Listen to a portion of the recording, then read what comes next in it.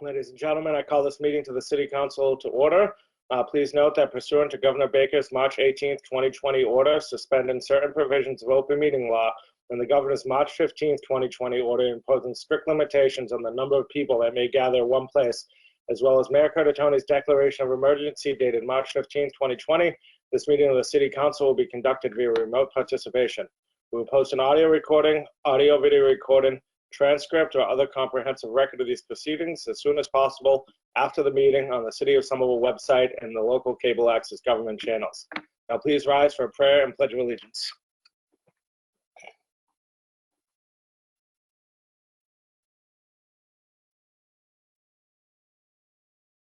Mr. President, let's begin this meeting with a prayer.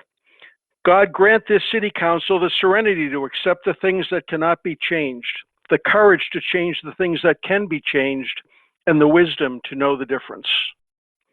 And now let's join in a salute to the flag.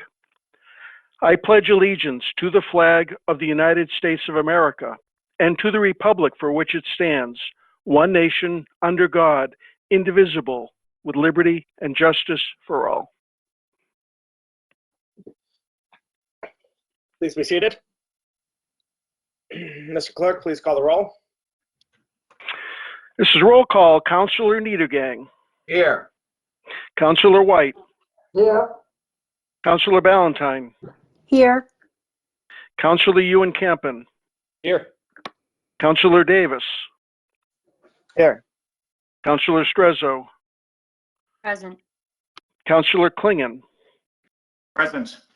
Councilor Mba. Present. Councilor Scott. Present. Councilor Rossetti. Present.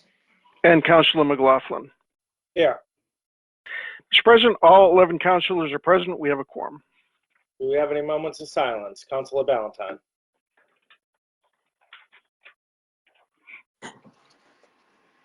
Thank you, Mr. President. Since the council last met, another 5 Somerville residents have passed away due to COVID, bringing the total to 55 who have died.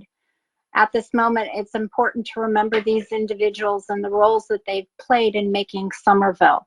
They were our family members and neighbors, representative of our creative and diverse city. Let us send our heartfelt condolences to their loved ones and remember them. Thank you. Do we have any other moments of silence? All right, please rise for a moment of silence.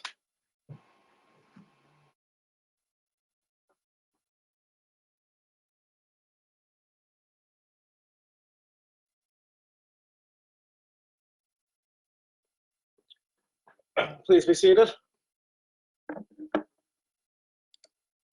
Next item, Mr. Clerk.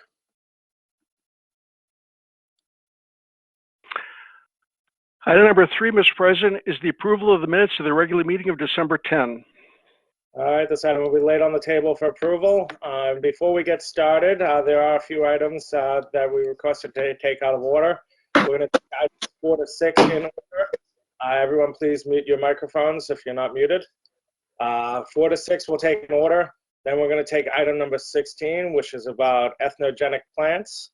Items 20, 21 will be about E911, and items 59 and 60 are executive sessions. Does any other councilor wish to take any items out of order?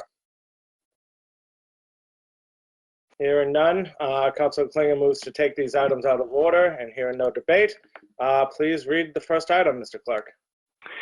Mr. President, we move to item number 4, which is a citation submitted by Councilor Rossetti, McLaughlin, and the Mayor, commending Acting Deputy Chief Michael Anzalone, Lieutenants Thomas Bellini and Danielle O'Hearn, and firefighters Mark Wall, Ryan Epps, Christopher Carroll, John O'Connor, Douglas Henry, Halam Alex Messiah, and Charles Conway for their life-saving actions exemplifying the highest traditions of the fire service. All right, well, I asked if people could please themselves. I hear some background noise. And the entire council would like to sign on to this. As the Ward 1 representative, I would like to thank all the firefighters for their bravery on this day. in saving the lives of the Farrow family as well as their animals. It was a very heroic act, and I am very grateful. But I know Councilor Mary Jo Rossetti, who's the daughter of a firefighter, is extremely grateful, and she would like to say a few words. And then I'm going to recognize the mayor, and then we'd love to hear from the firefighters. And if the firefighters, if you're there and would like to be on camera, please try turning your cameras on so we can all see you and thank you. Councilor Rossetti.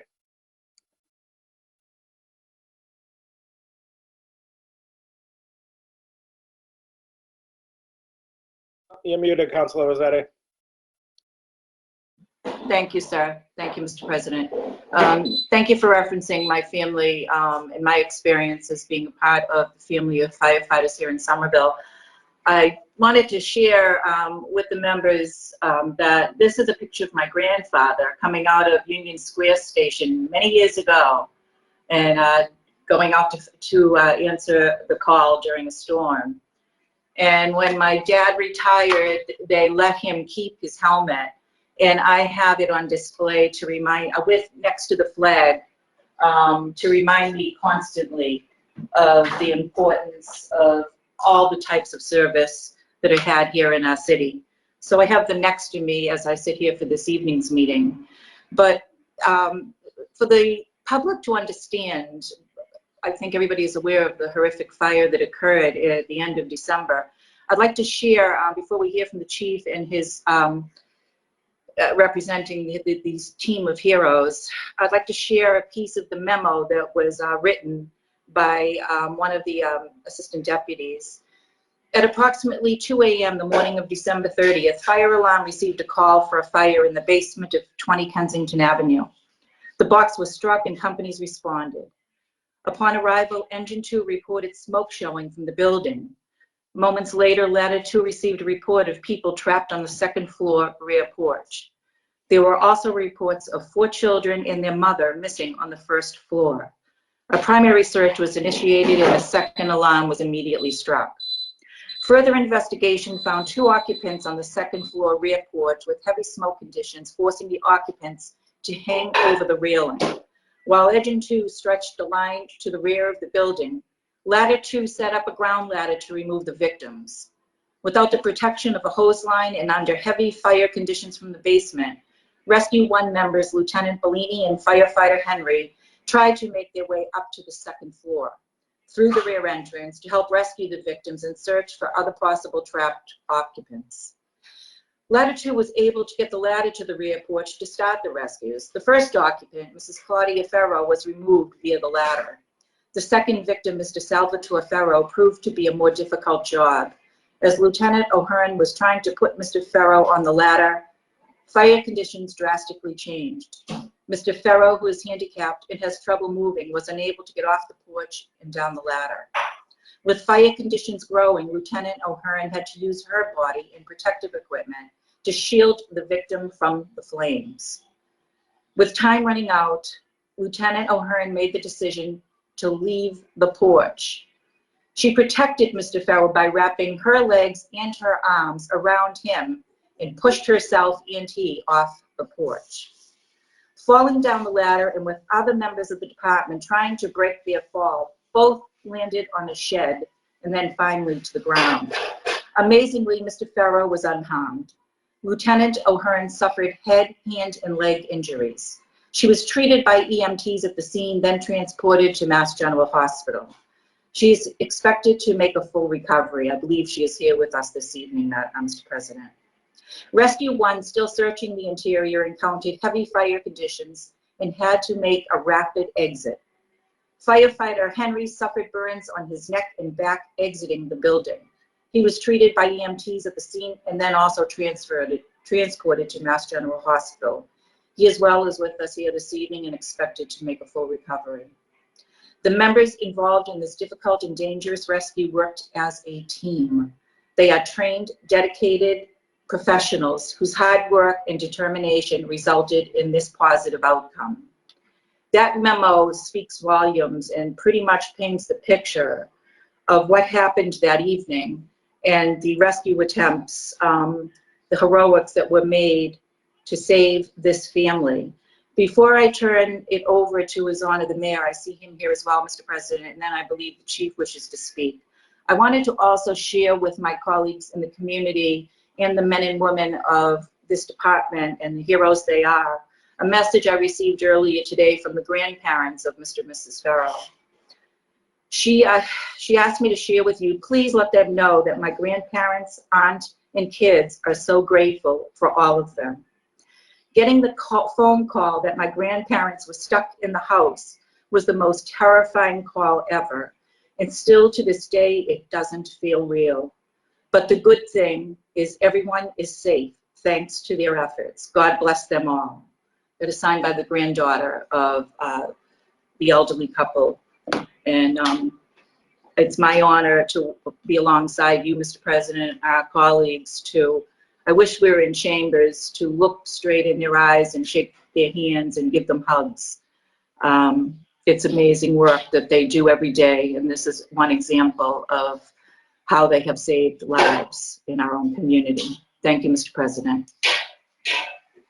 Thank you very much. And Mayor Curtatone, thank you for coming and joining us. You have the floor. Thank you, Mr. President, and to Councilor Rossetti, and to the members of the City Council and the Public Watch, and for allowing me to join you in recognizing the heroic efforts of these firefighters. I'll just be brief. Councilor Rossetti did an incredible job of describing the circumstances around this fire and the rescue that took place. It's hard to describe in detail how the sense of urgency. I'm sure the firefighters themselves will do a better job, but I'll just give you my perspective. When these types of calls happen, I'm part of a chain of calls, and we'll get an immediate text or alert from fire alarm. And when anytime the call elevates, you'll get another alert. And the alerts were coming in fast and furious, which said it was a fast moving fire. I was also grateful and I'm grateful to these firefighters, to all our men and women who service as first responders, but here that, again, we avoided an incredible tragedy. The having to move that quick against the fire moving with such velocity, we again avoided the tragedy of a loss of a Somerville family, and a family many of us know, the Farrells. So I want to say thank you to them. I am not surprised by their heroic efforts. They'll tell you, well, this is what we're trained to do.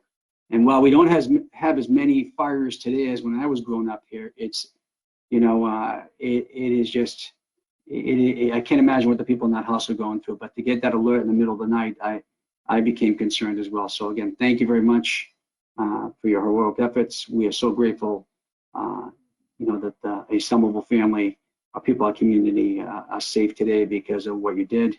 And again, another fine example of how we have, I believe, the best fire department in the Commonwealth. Thank you, Mr. President, for allowing me to join in. Thank you, Mr. Mayor. And I'm going to turn it over to the fire chief, unless Councilor White, did you have a comment? Oh, he's muted, but unfortunately, we have some technical difficulties, so we can't see everybody. But I do believe the chief has the ability to speak. Are you there, chief? I am. Can you hear me? Yes, I do. You have the floor. Thank you. I just want to, I'm very appreciative of the firefighters that work tonight, all the firefighters in the department. This is a prime example of what goes on when we arrive at a fire. Simultaneous tasks have to be performed at the same time. In this case, ladder 2 had to throw ladders and start a rescue. The rescue company entered the house and tried to search from the interior. And while that's all going on, engine 2 was establishing a water supply from a hydrant and stretching water to try to keep the fire at bay. I just don't think a lot of the public realizes how much work has to be done within the first actually seconds that we arrive. And this is just a prime example of the work that needs to be done. I arrived after the rescues were made. So I'd like to defer maybe to Acting Deputy Chief Anzalone, who was the initial incident commander, and have him say a few words. But I'm very proud of this entire department, and especially these men and women tonight. Thank you. And I appreciate the support of the council and the mayor for the fire department over the years. All right, Deputy Chief Anzalone, are you there?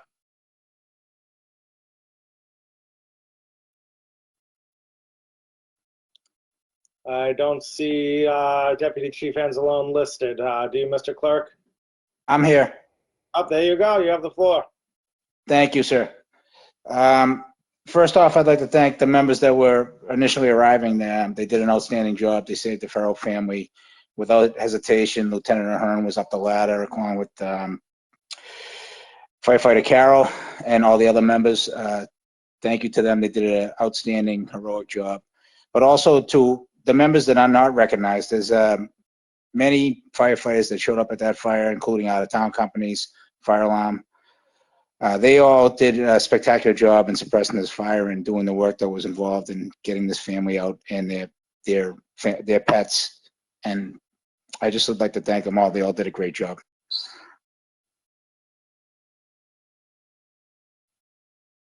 Well, thank you very much. And we have a few comments from the council. I have Councilor Ba. Yeah, thank you, Mr. President. It's also just to express, my gratitude, because it's only during a crisis that you see the true heroes. And it's sometimes it feels like once we go to bed, we sleep, everything is peaceful. We feel like we don't need firefighters. But I just want to say thank you, to the entire firefighters, for thinking, beyond your own life, for the bravery that you continue to show, in saving lives for our community. Thank you. Councilor Ballantyne. Thank you, Mr. President. I also would like to say thank you very much to the firefighters for taking on this role in our community to really take care of us in times of danger like this. It's humbling. So I appreciate it. Certainly, all my constituents in Ward 7 appreciate the work that you do, and thank you very much. Councilor Scott. Thank you, Mr. President. Just simply to say that, it's just another family and another neighborhood that, like my own, is enormously grateful for the work of Somerville Fire Department. This is exactly just exemplary of the work that they do all the time and they stand ready to do for all of us. It's truly public service. Thank you. All right, any further comment?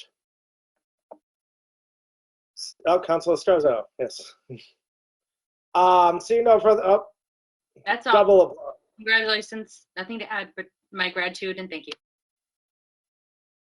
I see no further comment. Unfortunately, I wish we could give you all a much better ceremony than what we're doing now, but we're all in the middle of this public health crisis, and you all at the front of that public health crisis. So we all thank you and appreciate your service, and thank you very much for everything that you do for this city. Next item, Mr. Clerk. Thank you. Mr. President, item number 5 is a public hearing on a grant of location application submitted by Verizon to install 130 feet of conduit in Broadway from manhole number 27 at the intersection of Medford Street and Broadway to a handhole at the intersection of Dexter Street and Broadway. I now declare this public hearing open. Is there anyone in the audience who wishes to speak on this item? Please use the little hand icon and press that, and I will call upon you. And I have Michael. I won't try to pronounce your last name. Michael, you have the floor.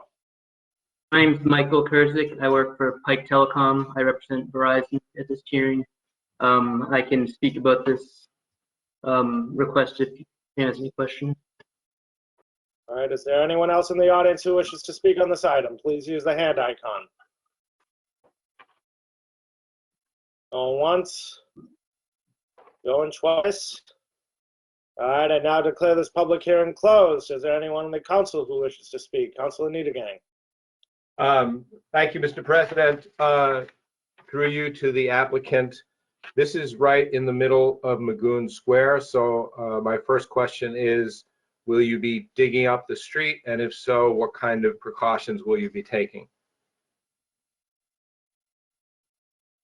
We will be digging up the street. There will, of course, be dig safe done ahead of time and to make our contractors aware of any underground utilities in the area. And Verizon will also make sure to provide traffic management plans as needed. And also, that would include any sort of police protection if it was needed. Okay, well, traffic management is my main concern. You know, there's a lot of traffic there during rush hour, although probably less now during COVID. Thank you, Mr. President.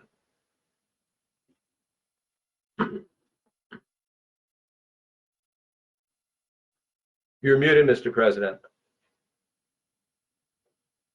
I muted myself. I think that's the first time I did that, actually. Do you want to make a motion to approve, Councilor Niedergang? Sure, if that's in order, we're not leaving this for public comment till the next meeting as we did in the past. No, we're done doing that because we figured out how to do public comment efficiently. Okay, I'll make a motion for approval. Okay, Councilor Niedergang moves to approve. Seeing no objection, this item is laid on the table for approval. Next item. Item number 6 is a public hearing and a grant location application submitted by Eversource to install 379 feet of conduit in Broadway from manhole 30103 at the intersection of Boston Ave and Broadway to another manhole at the intersection of Winchester Street and Broadway. All right, I now declare this public hearing open. Is there anyone in the audience who wishes to speak on this? Please use a hand icon. Jackie Duffy. How are you tonight? Would like to install 379 feet of conduit, and this is for future use of duck banks after the bridge replacement on Broadway and Somerville. All right, is there anyone else in the audience who wishes to speak on this item? Please use the hand icon. Going once, going twice. I now declare this public hearing closed. Any comment from the council? Councilor Niedergang. Thank you, Mr. President. This is the longest one I've ever seen, 400 feet. That's longer than a football field. Ms. Duffy, I just want to ask what types of traffic management precautions will you be taking? And it looks like this is also going to go across the bridge. So how are you going to do that? GLX will get all the traffic management plans. They're doing the work. It's for the MBTA. Okay, well they've been working out there for a long time, so if they're managing, right, so they'll handle that. Okay, I'm confident that they can do that. All right, thank you, Mr. President. So. I have no objection. All right, any further comment from the council? Hearing no further comment, Councilor Niedergang moves to approve, and this item is laid on the table for approval. Thank you. Have a nice night. You too. Thank you. Next item, Mr. Clerk. Mr. President, we move to item number 16, which is a resolution submitted by Councilors Klingon, Scott, Mba, Ewan-Campen, Niedergang, Davis, and the mayor supporting the decriminalization of entheogenic plants. All right, I would like to sign on to this as well, and Councilor Klingon, you have the floor. Would it be too much to ask the clerk to read the resolution? I don't think it's too long. Mr. Clerk, please read the resolution. You'll have to give me a minute to pull it up. 1 minute.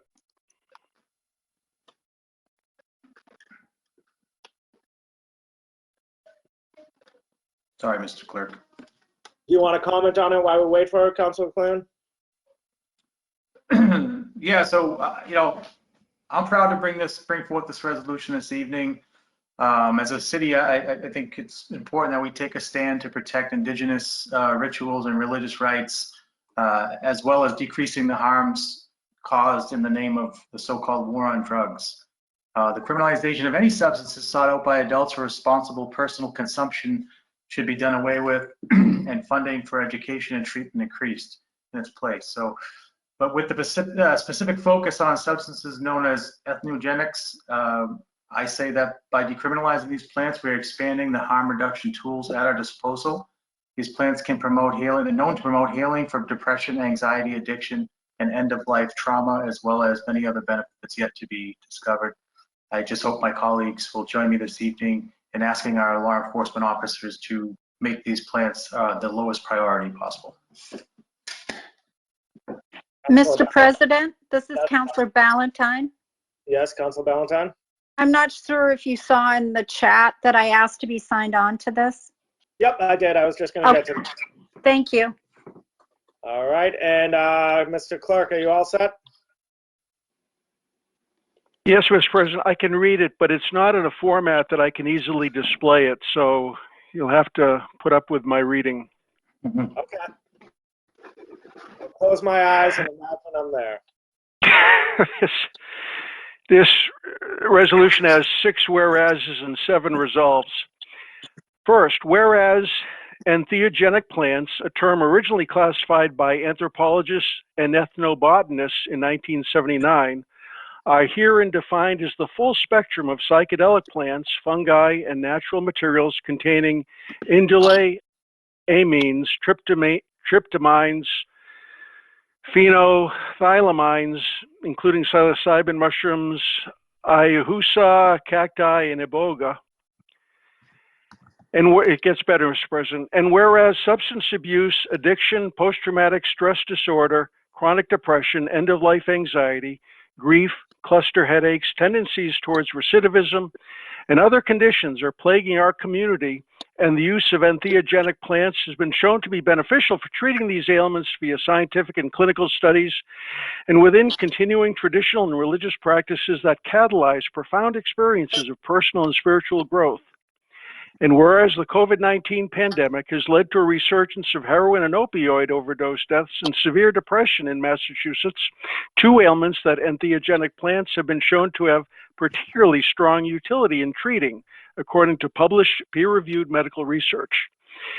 And whereas the so-called war on drugs has led to unnecessary penalization, arrest, and incarceration of vulnerable people, particularly people of color and people of limited financial means, rather than prioritizing harm reduction policies to treat drug abuse as an issue of public health. And whereas that American cities have long possessed an inferred constitutional right to regulate commerce and public safety within their jurisdictions, a principle acknowledged by the U.S. Department of Justice Cole Memorandum that permits states and localities to deprioritize law enforcement of cannabis charges. And whereas many elected representatives of the Somerville City Council have previously maintained that city resources should not be expended in any investigation, detention, arrest, or prosecution arising out of alleged violations of state and federal law regarding the use and personal possession of controlled substances, now therefore be it resolved that the City Council hereby maintains that no City of Somerville department, agency, board, commission, officer, or employee, including without limitation Somerville Police Department personnel, should use any city funds or resources to assist in the enforcement of laws imposing criminal penalties for the use and possession of entheogenic plants by adults. And be it further resolved that the City Council hereby maintains that the use and possession of all controlled substances should be understood first and primarily as an issue of public health by city departments, agencies, boards, and commissions, and all employees of the city. And be it further resolved that the City Council hereby maintains that it should be the policy of the City of Somerville that the investigation and arrest of adult persons for planting, cultivating, purchasing, transporting, distributing, engaging in practices with, or possessing entheogenic plants listed as in classes A through E of Chapter 94C, Section 31 of Massachusetts law, or Schedules 1 through 5 of the U.S. Code of Regulations, Section 21 Chapter 21, Section 812 of the Controlled Substances Act, shall be amongst the lowest law enforcement priority for the City of Somerville. And be it further resolved that the City Council hereby maintains that it should be the policy of the City of Somerville that the arrest of adult persons for using or possessing controlled substances shall be amongst the lowest law enforcement priority for the City of Somerville. And be it further resolved that this resolution does not authorize or enable any of the following activities: commercial sale of entheogenic plants and fungi, possessing or distributing these materials near schools, driving while under the influence of these materials, or public disturbance. And be it further resolved that the Somerville City Council calls upon the city's officials to work in support of decriminalizing entheogenic plants and approaching all controlled substances first and primarily through the lens of public health when representing the city in conversations with state and federal agencies, as well as state and federal lawmakers. And finally, be it further resolved that the City Council calls on the Middlesex County District Attorney to cease prosecution of persons involved in the use, possession, or distribution of entheogenic plants and the use of or possession without the intent to distribute any of these controlled substances. Thank you for that indulgence, Mr. President. Thank you, Mr. Clerk, for doing that, by the way. I just wanted to read it into record so folks that are at home that don't necessarily have a chance to get on the computer and look, I want them to understand fully what this is about. I think it's a really important step forward in decriminalizing substances that can be beneficial. So with that, I'm going to turn it over to, we have two very brief speakers, Mr. President, from the community that brought this to me and worked with me on this resolution. The first one being Sarah Hinsman. All right, I'm going to unmute. I see no objection to allowing Sarah Hinsman to speak, and thank you, Councilor Klingon, for bringing this to me in advance. Sarah, you are muted on my end, and you have the floor. Hi, so I'm a Somerville resident and I've tried lots of medications for common issues like ADHD, depression, and chronic pain. And growing up on staple pharmaceuticals like stimulants, SSRIs, and narcotics, I've always experienced horrible side effects and an unsustainable dependence, as do most people. These pharmaceuticals are financially driven band-aids, and they often lead to the addiction that we have then criminalized the user for, and usually in a racially oppressive pattern. I eventually was privileged enough to access the practice of microdosing psychedelics, and I have since stopped taking stimulants daily. My mood has stabilized, and my chronic nerve pain has been reduced. In the case of all drug criminalization, the law has not been used for public health, but as a tool of systemic oppression and institutionalized racism. And so I hope any efforts to correct this should include any proper restorative justice efforts to begin to address the devastation that the war on drugs has inflicted. And I hope we can also include stakeholders from the disproportionately targeted communities that it directly affects and bring in more of those voices going forward.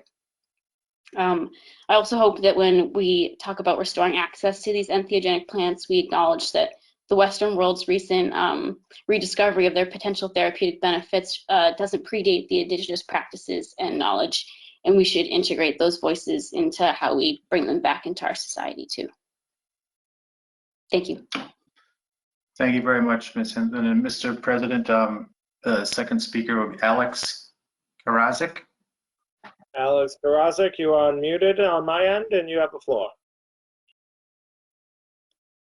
Hi, thanks. I'm a Somerville resident. I was nearly killed 4 years ago in a robbery in Chicago. It was a very debilitating experience in my life. I was diagnosed with post-traumatic stress disorder as a result of this experience, and a lot of my life plans were derailed at the time.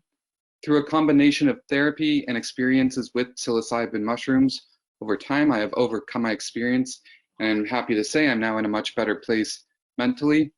I credit my experiences with psilocybin mushrooms as playing a big role in my mental health recovery, and I'm here because I believe it can help others as well. I believe there is a lot of good these medicines can do for people as more emerging research continues to show, along with the emergence of more mental health issues coming to the forefront of our community during this time of COVID. Thank you. Thank you, Mr. President. Again, thank you for the indulgence, and I know that your timing is everything, and I know there's many important things going on in the world. These folks have been patient, and this got pushed to January, so I know we have a full load of meeting ahead of us, so I do appreciate it, but so that's all I have. If you want to open up to colleagues or whatever, thank you all. Thank you very much, and thank you for attending. We have Councilor Ewan Camping, Councilor Barr, Councilor Scott, and Councilor Ballantyne. Mr. President, I'll yield to Councilor Scott, who's one of the original co-sponsors of this. All right, Councilor Scott. Thank you very much, Mr. President. And, I want to say thank you to the community advocates who who brought this forward with Councilor Klingon and to Councilor Klingon for bringing me in very early on this, as well as everybody on the council who helped in getting the language right for this. Yeah, I just want to say we've long been able to see the harm caused at incredible cost by the war on drugs. That these plants have been so long neglected in modern research as the powerful medicines that indigenous people once knew them to be is yet another loss from that great folly. I'm really proud, extremely proud that we can continue here in Somerville to reverse that harm, even in a small way, by stating our priorities and showing the rest of the Commonwealth and the country a path to decriminalization of these natural medicines. It's just another way that Somerville can lead. And I'm enormously proud and grateful for the support of all colleagues that helped bring this to this point, to the community that advocated for it, and for the mayor for being willing to endorse and support this effort as well. Thank you. Councilor Cameron. Thank you, Mr. President. Thank you very much to Councilor Klingon, Councilor Scott, to the mayor for supporting this. You know, this is an issue where I just think there is such an enormous gulf between where the science is, where the research is on these substances, honestly, I think where public opinion is, and then where our public policy is. And I think that there is so much therapeutic potential for so many of these natural compounds, and I think it is such a waste of public resources to criminalize them to the extent that they are. And of course, I think for many of us, it's quite obvious, right, that functionally speaking today, a lot of these substances are already functionally legal if you are white and relatively well off. And, you know, I was thinking about this today. There's an episode of Fresh Air, the NPR show last year, where the famous author Michael Pollan, he's on there, and him and Terry Gross spend an hour talking about just how wonderful these treatments are, and the author's personal experience with them, and all the exciting research that's going on for the therapeutic value. And, you know, for the record, I completely trust that science, and I think that these conversations are really important. And then to, you know, turn off the radio and turn around and see this behavior being criminalized, it doesn't register. So I'm very thankful that this resolution is before us tonight. I think it's an incredibly exciting first step, and I look forward to continue working on this. Thank you. Councilor Rossetti would like to sign on, and then I have Councilor Baugh, Councilor Ballantyne, and Councilor Strezzo. Thank you, Mr. President. Yes, Mr. President, I'm here. Trying to mute and unmute myself. No, thank you for the recognition. Yeah, no, it's true that the war on drugs, you know, it's been counterproductive and it's been destructive. And I've spoken to a few constituents, you know, about this. This was something that was pretty new to me. You know, I did also my own research. You know, like first I was really curious, like why would they be regulating like magic mushroom? Like why are they regulating plants and stuff? And I'm trying to ask myself, does this alter brain chemistry? Like how do they use it? Like, because it's just something, you know, that yes, if it's that really, you know, like complex, if it really destroys people's system, that is another case. But if it's under control, you know, then we can actually, you know, like regulate it in a way that everybody, you know, can actually have access rather than, you know, disproportionately harming people that, you know, don't have means. So, yeah, just wanted to express my support that I've also thought through this, and I think that, you know, it's something that we should carefully allow and also monitor the progress as well. Thank you. Councilor White would like to sign on, and then I have, and Strezzo, the whole council is signed on now. And Councilor Ballantyne, you have the floor. Thank you. Can you hear me? I can hear you. Okay, thank you. So I'm really happy to sign on to this. I will say this is not my area of expertise. I did speak to one of the advocates back in December. I certainly learned a tremendous amount. And I thank, you know, all those who are in the audience for, you know, being our subject matter experts, challenging your local government to really advocate for these kinds of measures and others that you've done in the past. So I am happy to support this. Thank you for bringing it before us. Thank you to Councillor Clingan for bringing this forward and talking to me about it back in December. Councilor Strezzo. Thank you, Mr. President. Okay, I am signing on to this. I was not planning on signing on to this. I was not convinced, and I'm still not, I was not convinced that the majority of our community wants this. But my values stand stand against criminalization of personal addiction and the shattering of lives that the industrialized prison complex has created and does create. So I stand for alternatives, therapeutic healing, and trauma. And I stand for racial justice. So I will stand with this and I will support this on good faith, and I'm signing on to it. Any further comments? Hearing none, I'll just say that I love living in a city where this is not controversial and you get unanimous support from the council and the mayor. It's time for us to end this war on drugs, and this is a good step. Seeing no further discussion, this item is laid on the table for approval. Mr. President, we move to item number 21, which is a request to the mayor requesting the use of $74,543 in available funds in the E911 personal services account to fund FY21 salaries and benefits per the agreement with SEIU Local 888 E911 call taker / dispatchers chapter. Next item as well.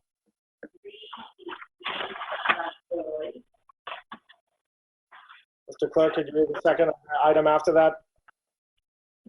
Item number 22 is a request to the mayor requesting acceptance of $89,234.57 grant with no new match required from the state E911 office to the police department for 911 training and the certification of 911 telecommunicators. All right, so we have Julie McKenzie here from the city to answer any questions, if anyone has any. And I would like to sponsor a speaker. Let me find her. I saw you there a second ago. Looking for Susan D'Souza. Susan D'Souza is an E911 operator, and she would like to speak. And Susan, I am going to unmute you, and you have the floor. Hello. Thank you, councilors, for hearing me tonight, and thank you, President McLaughlin, for sponsoring me. I just want to speak real quick with you guys on behalf of the union. My name is Susan D'Souza, and I'm the president for 911, and I'm a Somerville resident, and we are part of the local 888. Tonight, I want to urge your support for the proposed new contract for the 911 call takers. It was negotiated in good faith by everybody involved. And it may appear to offer a significant pay increase, but it represents the city's intent to right a wrong, and it recognizes the work that we do is just as essential as our counterparts throughout the city. And regardless of who's doing the job, we should receive equal pay for equal work. Our membership has been dedicated to the residents of Somerville since our inception. We have been and continue to be an essential part of public safety. On behalf of the 911 call takers, we are requesting an affirmative vote to support the contract. An affirmative vote would reinforce an important objective, and that is to recognize us as equal. And thank you for your consideration. Thank you very much. And Councilor Rossetti, you have a question. Mr. President, yes, I don't understand. So the request is to use $74,543, which is already in the E911 personal services account. Usually after negotiation of a union contract, we are taking money out of the salary stabilization line. Can somebody explain to me why we're approving money that's already within their department budget? Ms. McKenzie, are you there?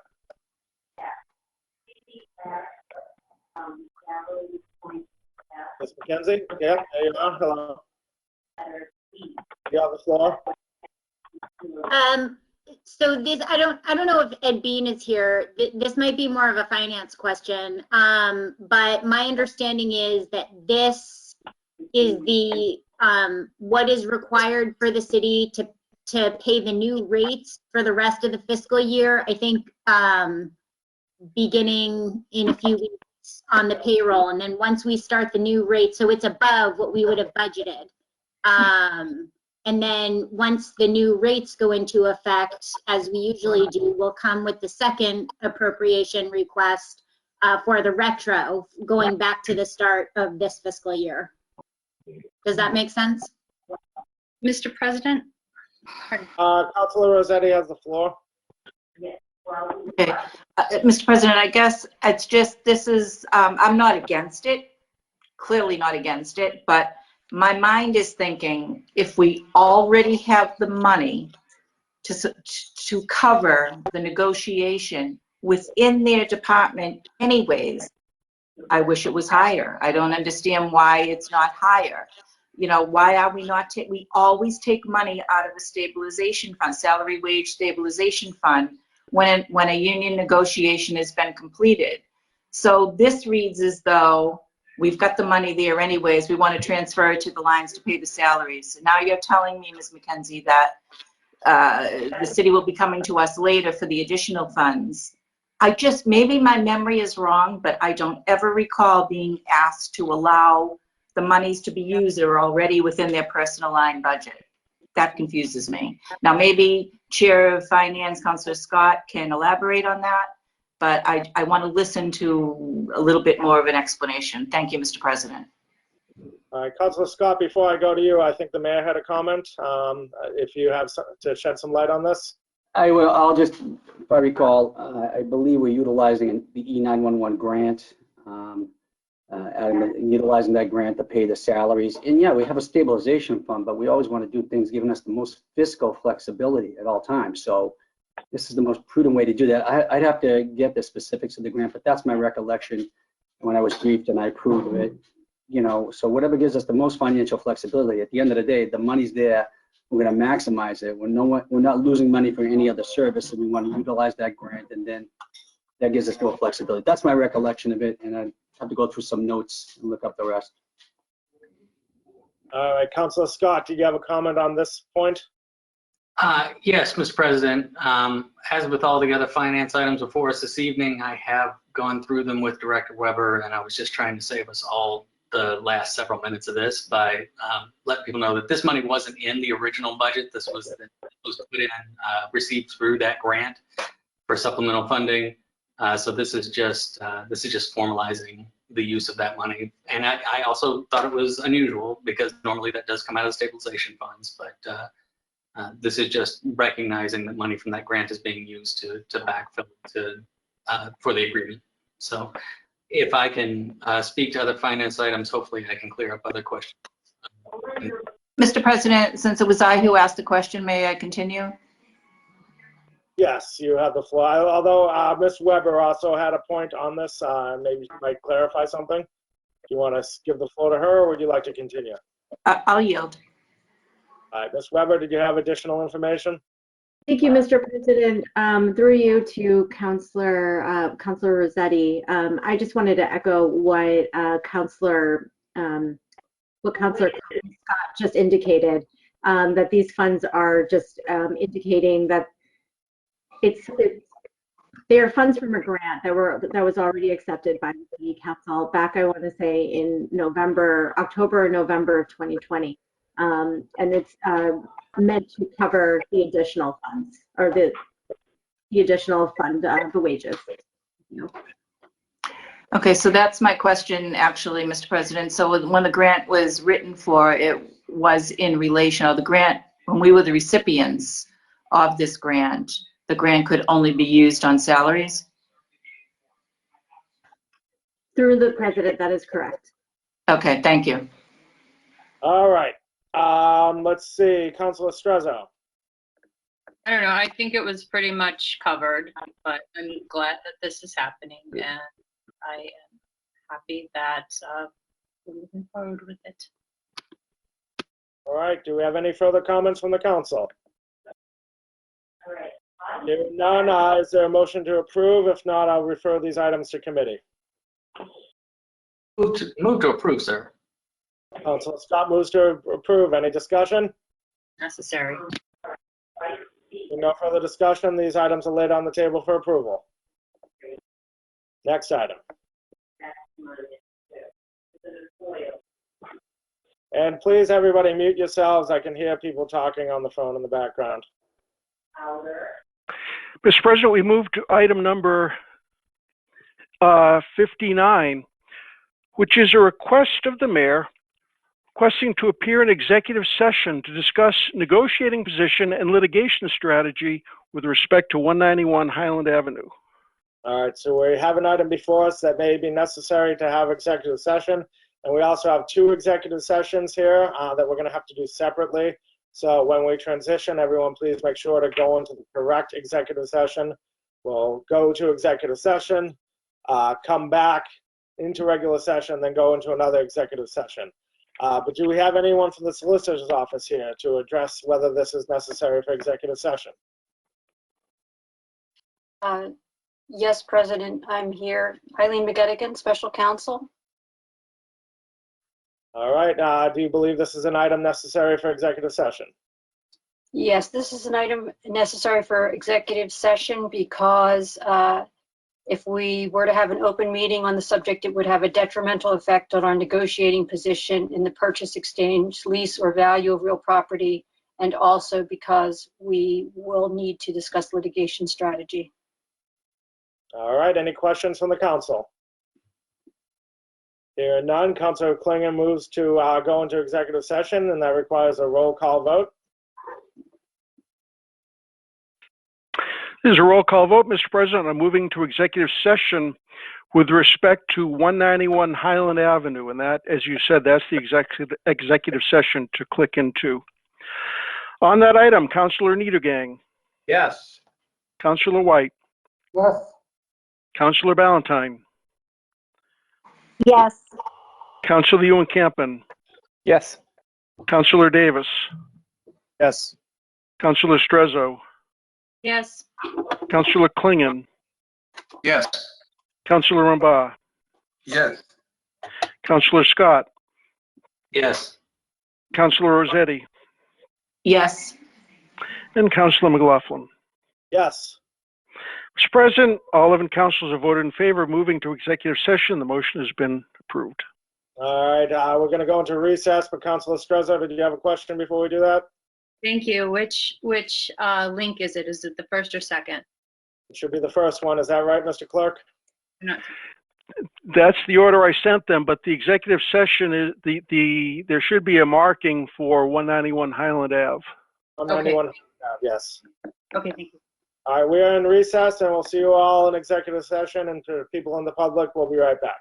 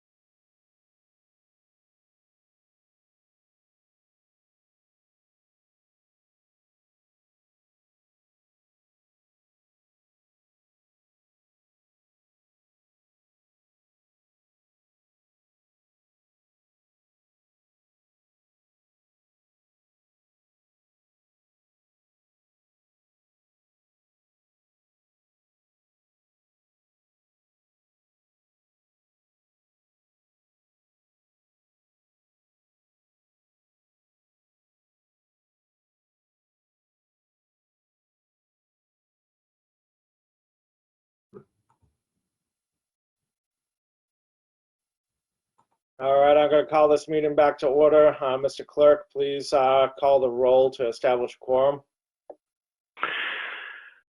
This is roll call to establish the presence of a quorum following the executive session. Councilor Niedergang. Here. Councilor White. Here. Councilor Ballantyne.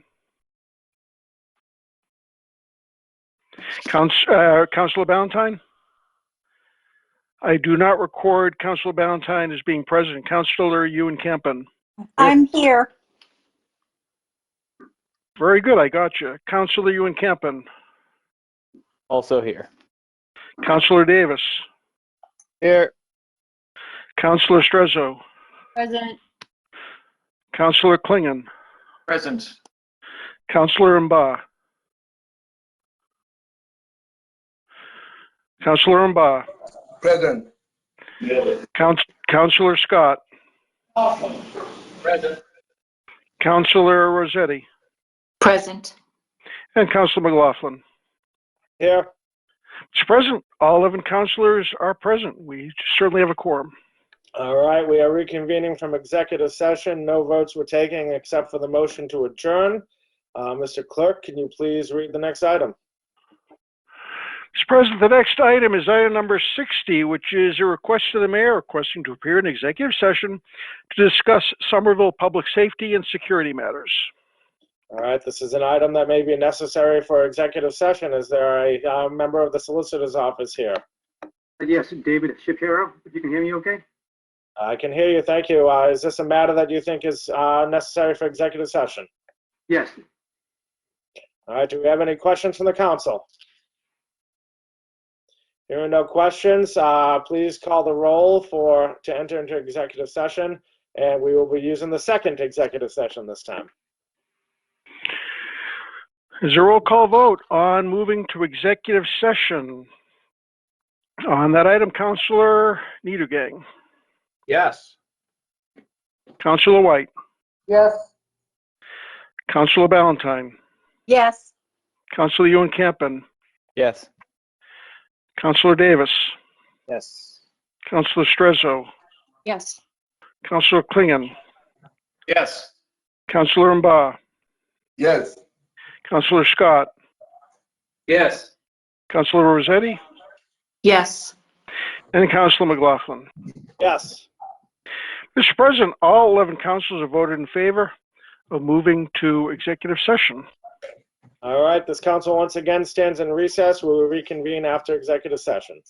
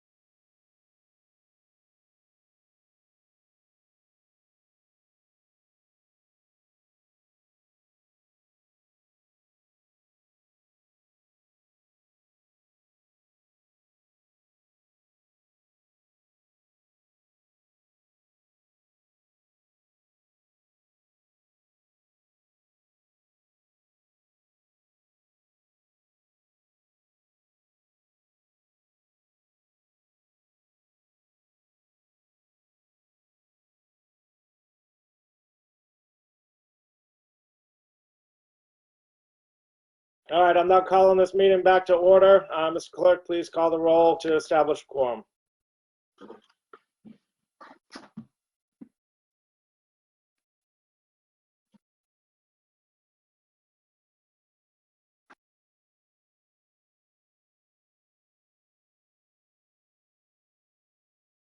Mr. Clerk, you there?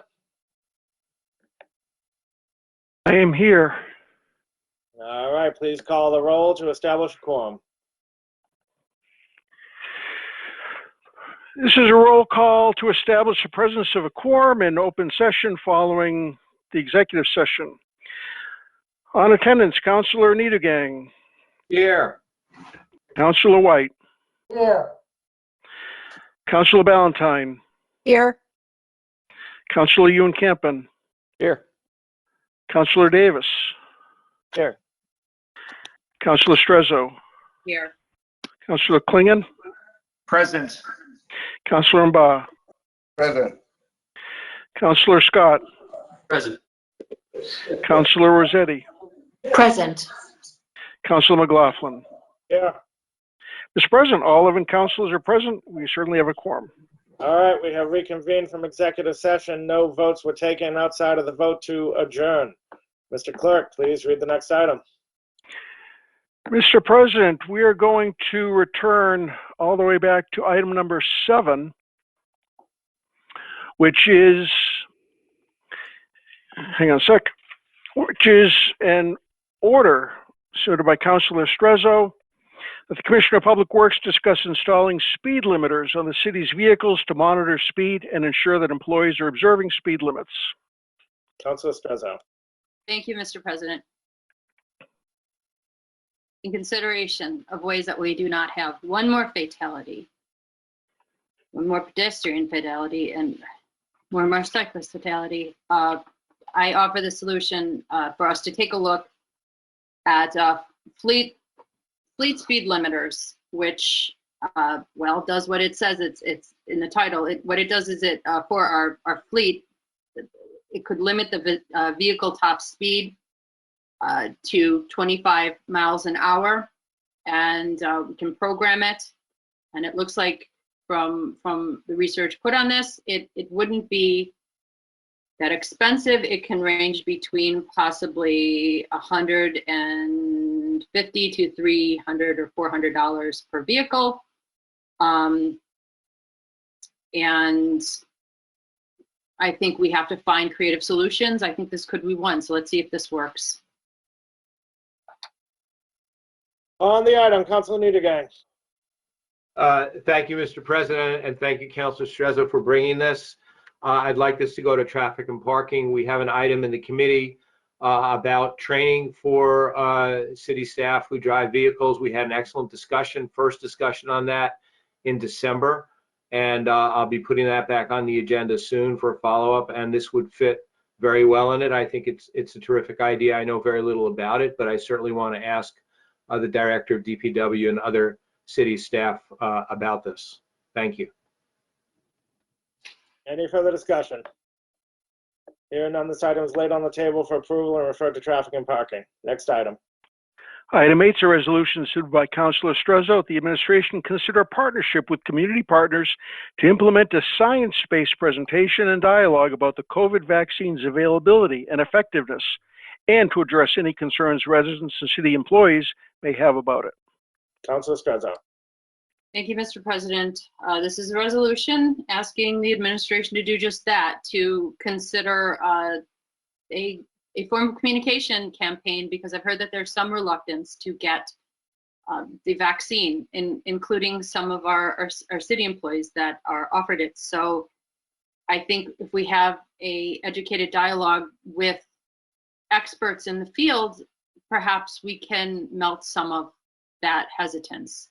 I think you can only enhance this as a community, and we can only benefit from it. That's all I have to say.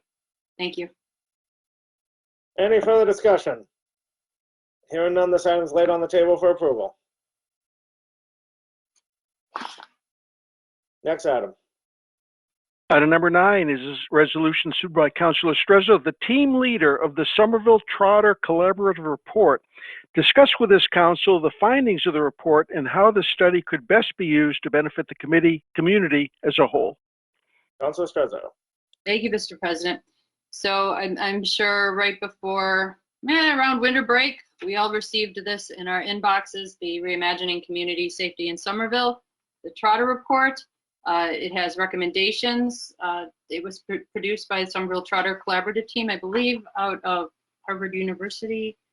And it has recommendations for incident prevention, intervention, and response. And I'd love for us to talk about this and move forward with this plan or discuss how we could help our community in that way. And I'm asking you, Mr. President, if this could be sent to Housing and Community Development. On the item, Councilor Scott. Thank you, Mr. President. And I'd like to thank Councilor Strezzo for bringing this out and putting it on the agenda, if only to enter the report itself into the record.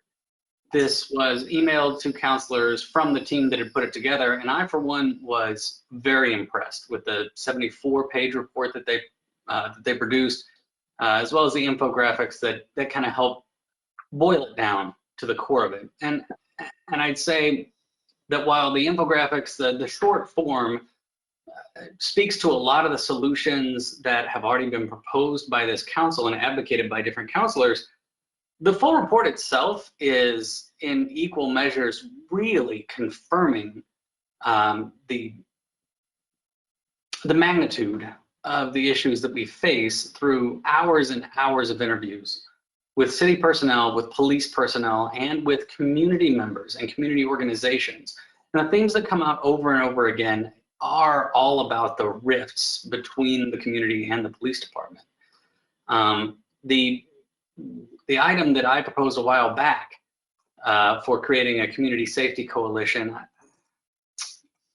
I think it was item number 210743, I was struck as I read this report how many of those items, how much of that discussion and that proposal I saw echoes of in this report. So it's really great that we have the resource of all of these academics engaging in these in-person contemporaneous interviews in our community, calling for exactly the things that are called for in numerous motions from this council and from that particular process I proposed to create a Somerville Community Safety Coalition. So I would very much like this conversation to continue.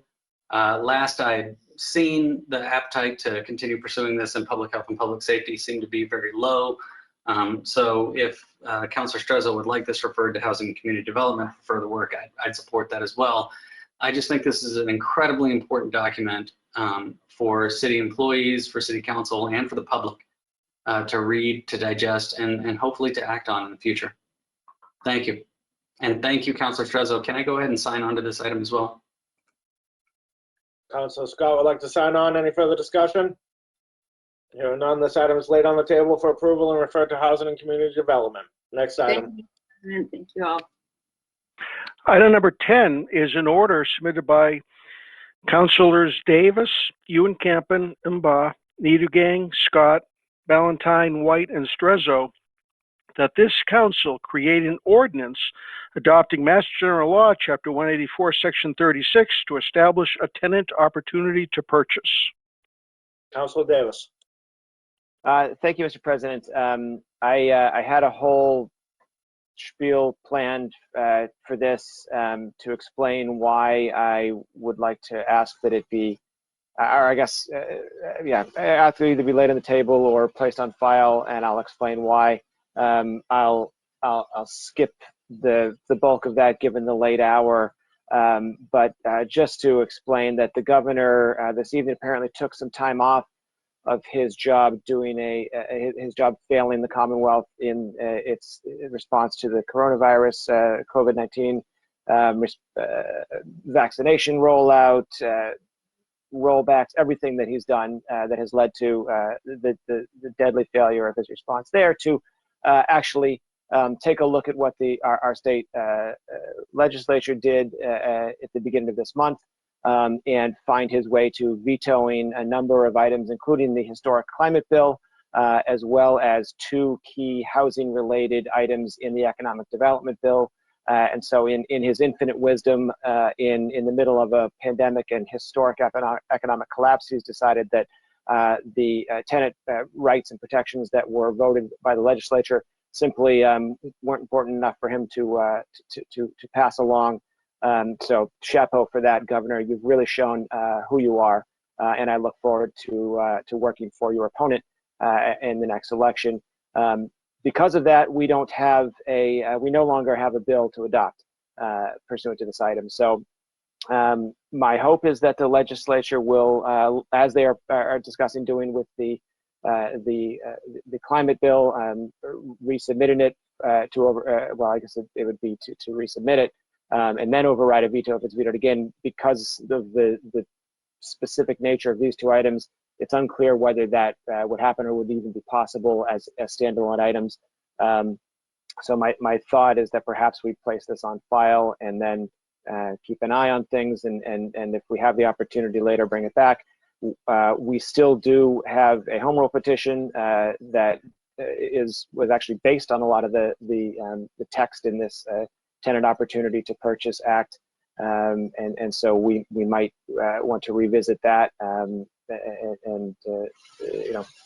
re-emphasize our desire for that to move forward if that's an option as well. But for the moment, the governor has left us powerless once again to actually do anything meaningful about the housing affordability crisis. So thanks a lot, Governor Baker. Councilor Strezzo would like to sign on. I'd like to sign on as well. Councilor Ewan-Campen. Thank you, Mr. President. It was an enormous achievement to get the Tenant Opportunity to Purchase Act into the Economic Development Bill. This is something that working class and low income tenants have been pushing for years, and the fact that it was in there was a real cause for celebration. And I just want to add to what Councilor Davis said, the incredible irony that so tonight the governor vetoed the climate bill, and the stated reason he gave was that it would hurt affordable housing efforts. It would make housing more expensive. And there's just kind of transparent disingenuous of that, when at the same time you're vetoing 2 of the most important housing bills that are actually being pushed by the people on the front lines of the housing crisis to help working class people get affordable housing. Not only did he veto the Tenant Opportunity to Purchase, he also vetoed the Eviction Ceiling Act, the Homes Act. So, I don't know yet what the path forward is for these 2 things, but it's incredibly, incredibly frustrating, and the reason given is just unbelievably disingenuous. So I'm hoping that there is a future for this.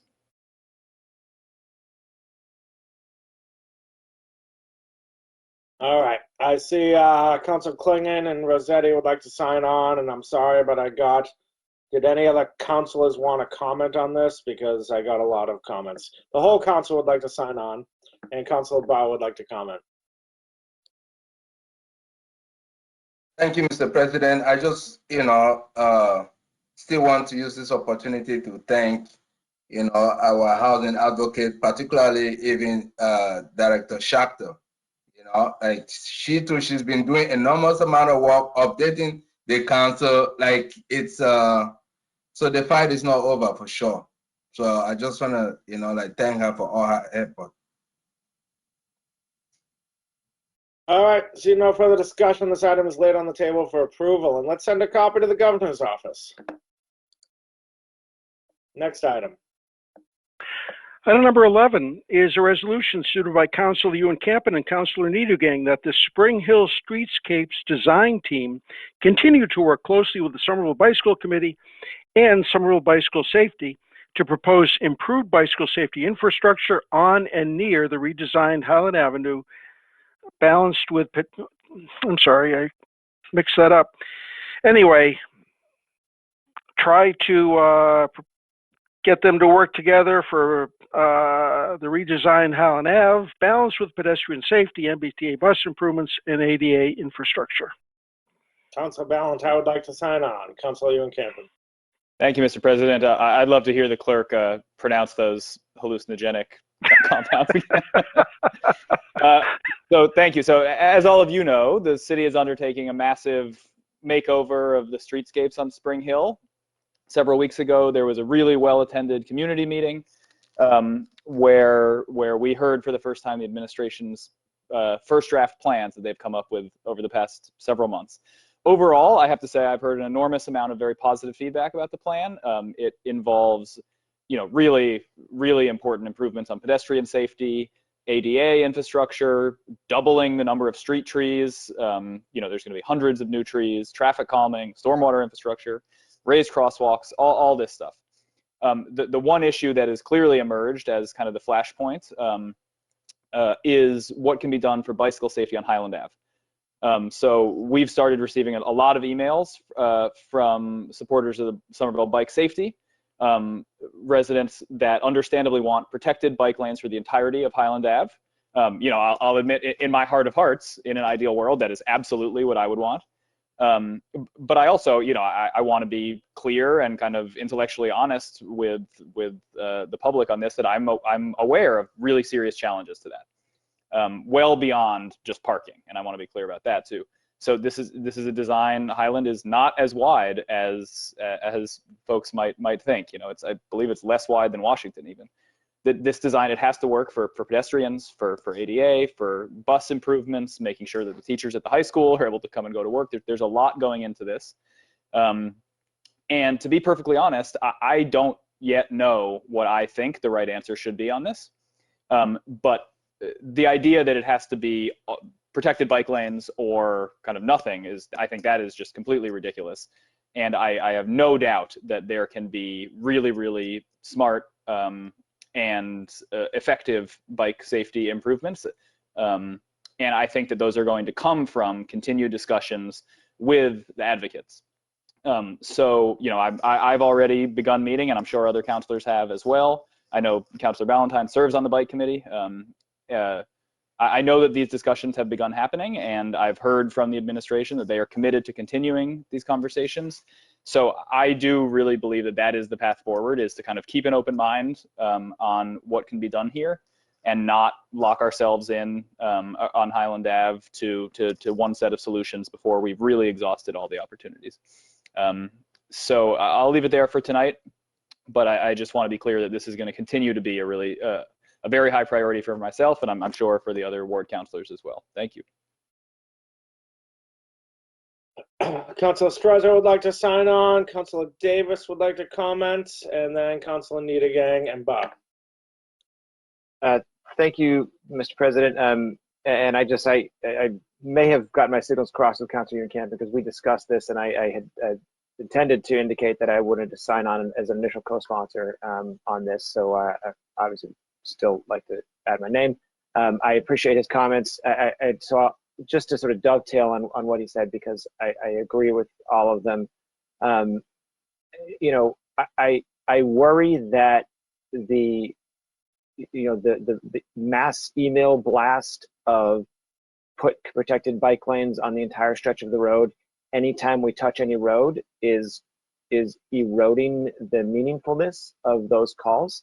And I say that because I'm seeing it in conversations and communications that I'm receiving from other constituents who otherwise are supportive of bicycle infrastructure, but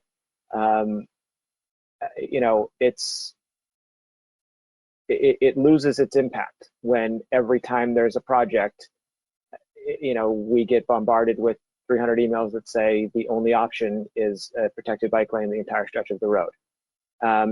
If that's truly the belief, then fine, that's fair, and that's absolutely, it advances the conversation. But particularly, as Councilor Ewan Campen noted, with Highland Ave, there are a lot of challenges, a lot of engineering challenges. They're not just parking. And there also is there's a bike path for a significant length, and will be for significant more of it. It's not practical in a lot of ways because of the topography, and it's down the hill once further you get towards Central Hill.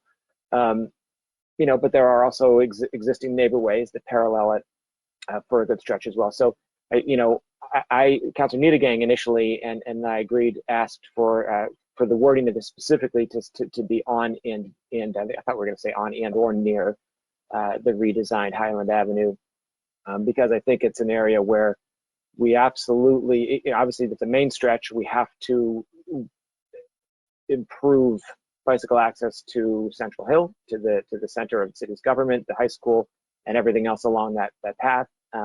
I share Councilor Ewan-Campen's concern that perhaps a protected bike lane isn't necessarily the right solution, but I support going further than the initial plans currently established to improve safety in some way, shape, or form, and in a meaningful, acceptable system of infrastructure to move folks on bicycles along that path. So I would like to sign on as well. Thank you. Councilor Davis would like to sign on. Councilor Niedergang. Thank you, Mr. President, and thanks to Councilor Ewan-Campen for spearheading this and doing most of the work so far on this initiative. The initial work will not take place until 2022, and it will be all in Ward 3. Subsequent to that, probably in later years, it will move west along Highland Avenue and Summer Street towards Davis Square, just for people's information. And I do want to say I do not want to deceive people out there who are calling for protected bike lanes on both sides of Highland Avenue. From what I'm hearing from city staff, I think that is unlikely.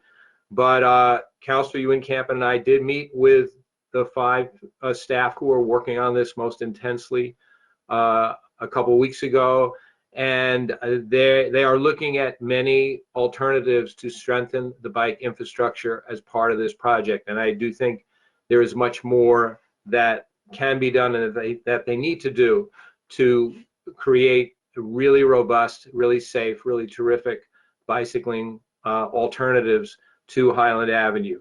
So, this is far from final. They are continuing to work on the plans, and there will be another large community meeting. This one had over 150 people at it at one point. There'll be another large community meeting with, I hope, a somewhat different set of plans with much more robust bicycling infrastructure. In addition to the community path as an alternative, there is a neighborway that runs parallel along Hudson, Madison, Lexington, Central Road, which is not sufficient currently, but could be strengthened. And also, we were told that it's likely that Elm Street would have protected bike lanes going forward, which would connect it to Somerville Avenue, which would provide an alternative route between Davis Square and Union Square. Now, that is not going to be helpful for locations on Highland Avenue, but potentially there could be 2 very strong and effective alternatives for cyclists parallel and close to Highland Avenue. So we will see where the designers of the project come up. As councilors know, but the public may not, those of you who are still here at 10 o'clock, the only decision that we councilors will have on this is when the administration comes to us for the funding. And then we will have an up and down vote on bonding for it. So we don't do the design, we don't vote on the design. We do control the purse strings, so we could stop the project if we didn't like something about it. But as Councilor Ewan-Campen said, with the exception of this issue on the Highland Avenue bike lanes, the project has been met with acclaim by the many people who are paying attention to it. So those of you in the public who care about this, I encourage you to continue to share your ideas. I've seen some really interesting ideas for bicycling infrastructure that I was not aware of, which I know that the city staff who are working on this are looking at it, and they will improve this project. So please keep on sharing your feedback and ideas, and I'm looking forward to seeing this move forward. Thank you, Mr. President. Councilor Barr. Thank you, Mr. President. I just want to say for this one, first I want to sign on, and I don't want to keep an open mind. I want to keep a closed mind, for this one at the moment, for, like protected by infrastructures, because we are such a small city and it shouldn't be like really dangerous to bike around the city. And it's something that, and Highland Ave is like the only kind of like really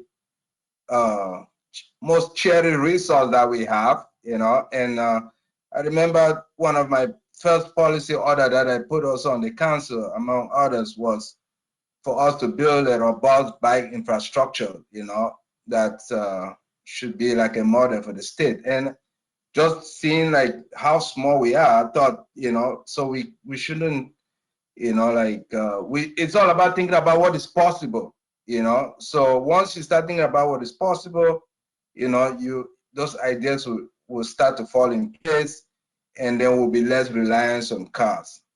Thank you, Mr. President. Council Barr would like to sign on. Any further discussion?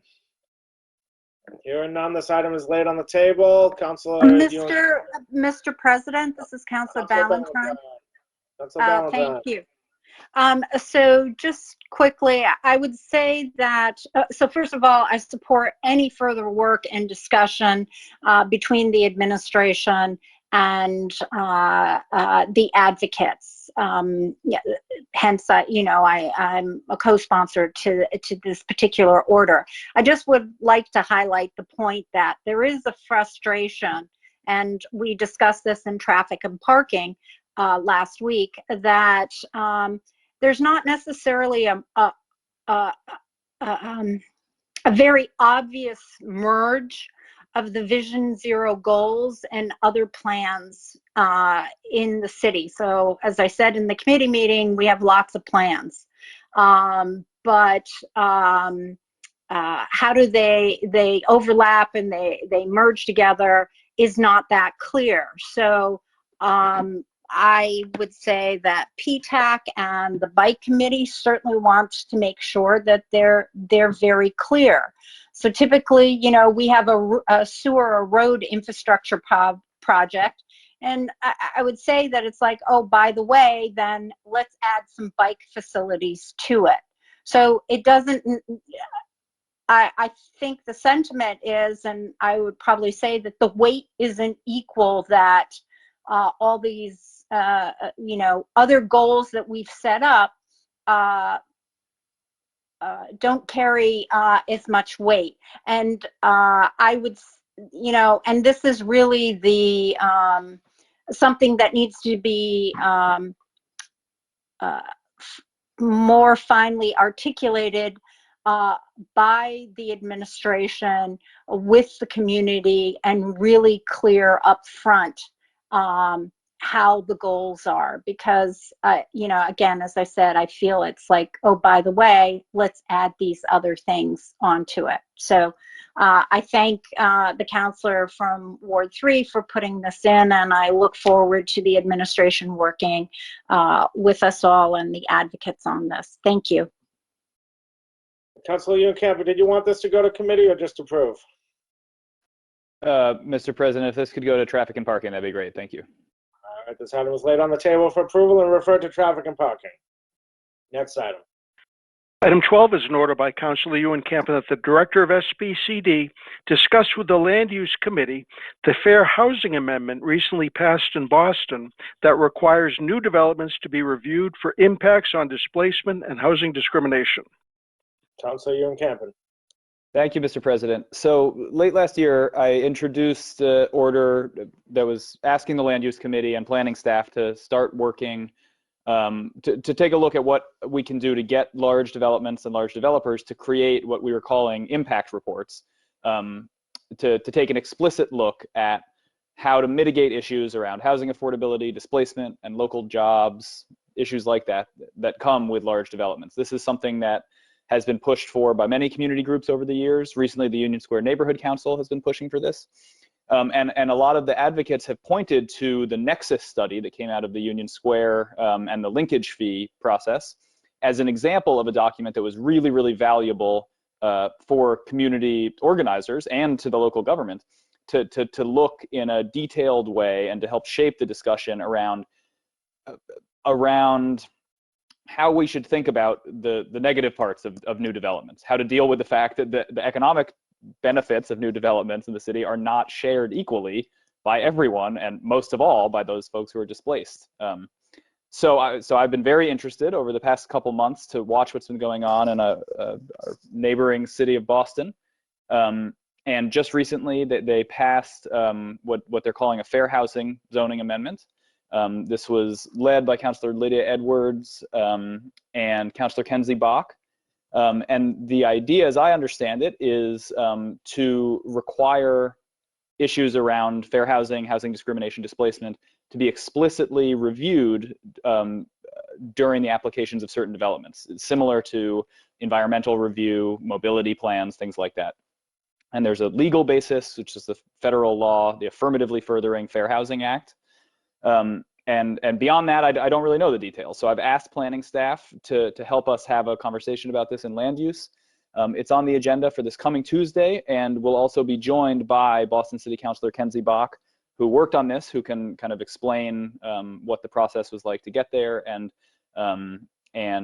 what this really entails. So I bring this up also to encourage colleagues on the Land Use Committee to take a few minutes over the next couple days and think about questions that you may have on this process.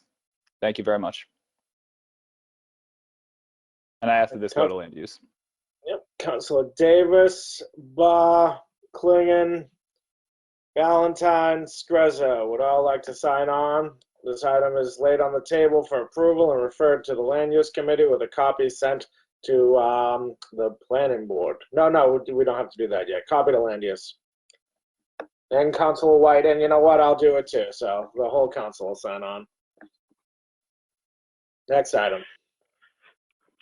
Item number 13 is an order submitted by Councilor Ewan-Camp and that the Commissioner of Public Works present this council with a detailed financial analysis of the costs of a municipal program to clear snow from sidewalks in business districts and major thoroughfares. Councilor Ewan-Camp. Thank you, Mr. President. Here we go again. So every time we get serious snow in Somerville, I'm sure that all of us receive an enormous amount of emails and calls from members of the public asking us why we don't clear snow on the sidewalks. We clear all the roads, but why don't we clear in the sidewalks? As you all know, right now, we ask property owners to handle it. We find property owners who fail to do so. Ultimately, you know, it doesn't work very well. And this is not obviously just an issue of convenience. This is a much more serious issue than that for anyone with mobility issues, wheelchair, with a stroller. The state of sidewalks after a serious snow is really an issue of public safety. So, you know, my hope, I'm certainly not the first counselor to bring this up.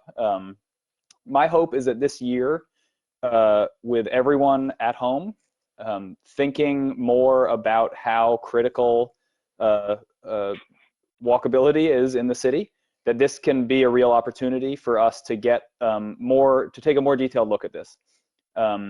This is something that municipalities, including in Massachusetts, already do. I've started compiling a list that members of the public and members of Walk Boston have shared with me, and I've sent some of these to Commissioner Lathan. So my hope is that we can start having a more detailed kind of feasibility discussion of, well, if we can't do, you know, all 200 miles of sidewalk in Somerville, what would the high priority areas be, and what would it cost for the city to take on some of that role? So I would ask, I think probably Public Utilities is the right committee to have this, but potentially Finance. All right, Councilor Scott would like to sign on, and Ballantyne, and Councilor Scott would like to comment. Thank you, Mr. President, and thank you to my colleague from Ward 3. It is time for sidewalk socialism. I would also like to add that the method in which we do this could lean on some of our existing DPW crews, but that this is an opportunity for us to expand beyond a contractor-driven augment to our snow removal services, which we lean on very heavily at this point, including rental equipment and rental workforce, to an actual public works, public employment program that would give us the labor we needed year-round to maintain our existing grass fields, to maintain our public properties in ways that people can be proud of, and that would put local residents to work. In a time like this, that's the kind of stimulus that I think the city needs, and would definitely provide the kind of services that our residents are asking for. So I am excited about this, and I look forward to pursuing this in committee. Thank you.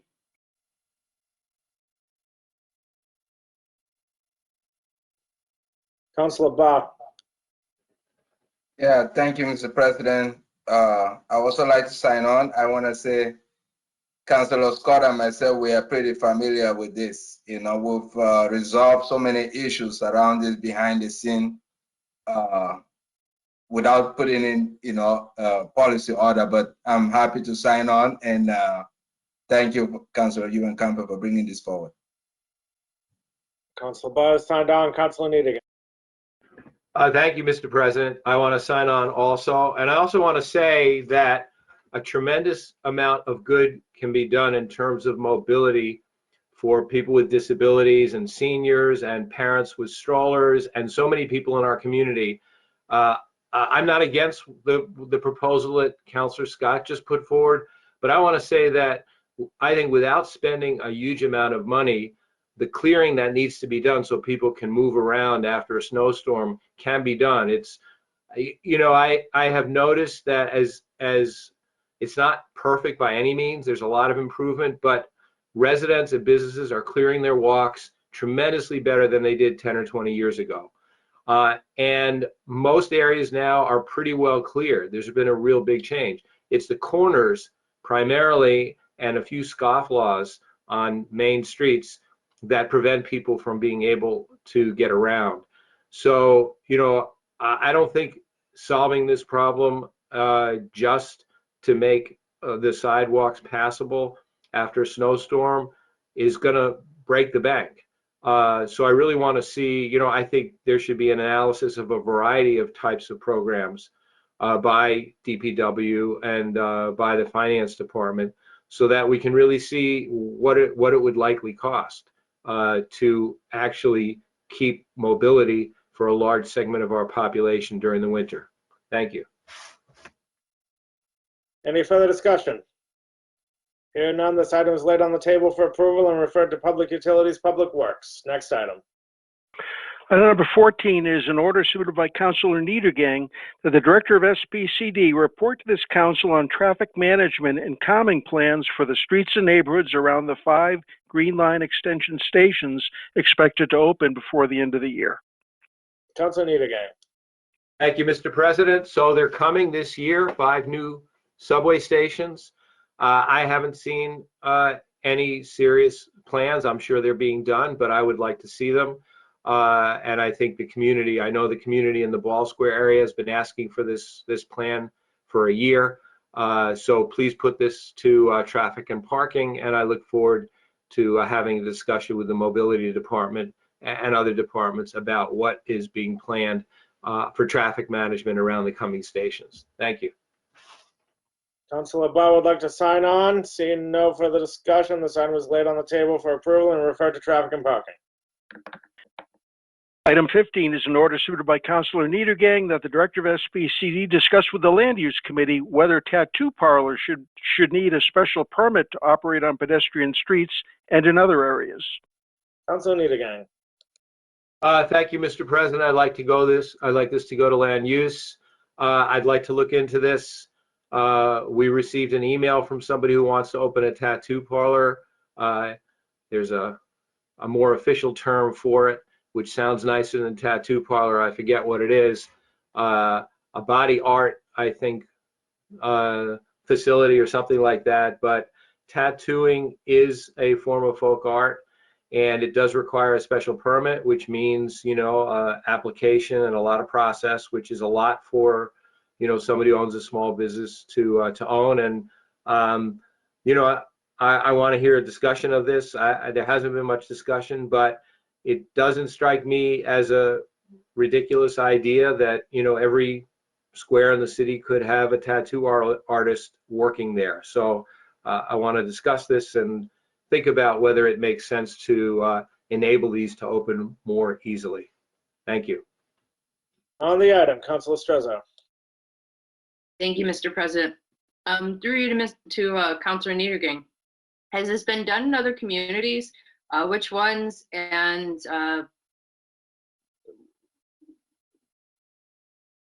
speaking as, I want, how would this exactly play out? Do you have any insight on it? Councilor Niedergang? Yeah, Mr. President, thank you for the question. I haven't looked into this in any detail. This is really a query. I'd like our planning department to look into this after an initial discussion with the committee to see if there isn't some reason not to do it. Then I'd like to see a little research done, see who else does it, and see how it's done. I mean, I know it's perfectly legal. I don't even know if it's regulated by the Board of Health. But yeah, it's just a query. It's an idea and a concept. I think it could lend some strength to some of our squares. Thank you. Thank you, Councilor Niedergang. Yeah, I think it's an intriguing prospect, and I'm curious to hear the conversation in committee. Thank you. All right, Councilor Scott would like to add that it's regulated by the Board of Health. Councilor Niedergang, what committee did you say wants this to go to? And use committee, zoning committee is a zoning issue because right now it requires a special permit on pedestrian streets. I don't even know what the zoning is in other areas. All right, this item is laid on the table for approval with a copy sent to the Land Use Committee. Next item. Item number 17 is communication submitted by Councilor Mba, reporting on the search for a racial and social justice director. Councilor Mba. Yeah, thank you, Mr. President. The hour is late. I will summarize this. So the search for racial and social justice director is underway, and the organization leading this effort is called NPAC. Don't ask me what it stands for. I'm not sure how they were selected, but all I know is that I'm really pleased with what they are doing.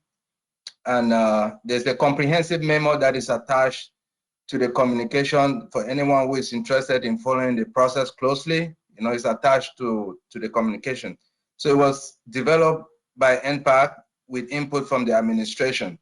So the memo outlined their outreach effort leading to the candidates that will be presented to us next week. And I strongly encourage you to take a look when you have a chance. I also replaced you, Mr. President, due to some conflict, and the search committee is comprised of community members, school committee member, and myself from the city council, and members from the administration. I guess it is no news to all of us that institutional racism is one of our greatest challenges.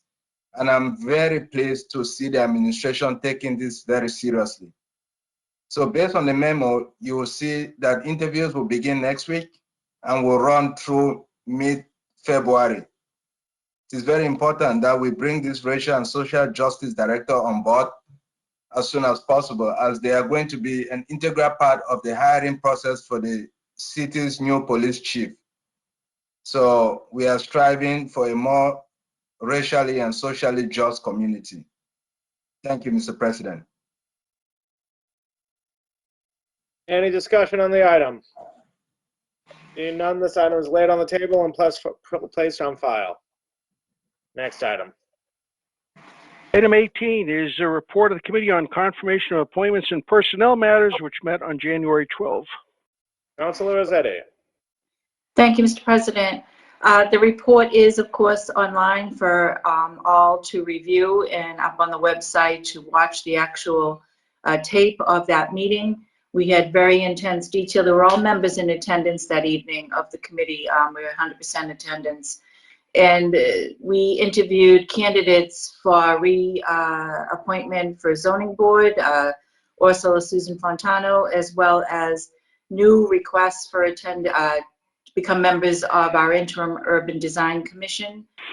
There were 3 on the agenda, 1 withdrew, so we had 2 before us that evening, and all 3, after intense discussion and very serious dialogue, which is accurately reported in the report, and I want to thank Clerk Wells for her notes.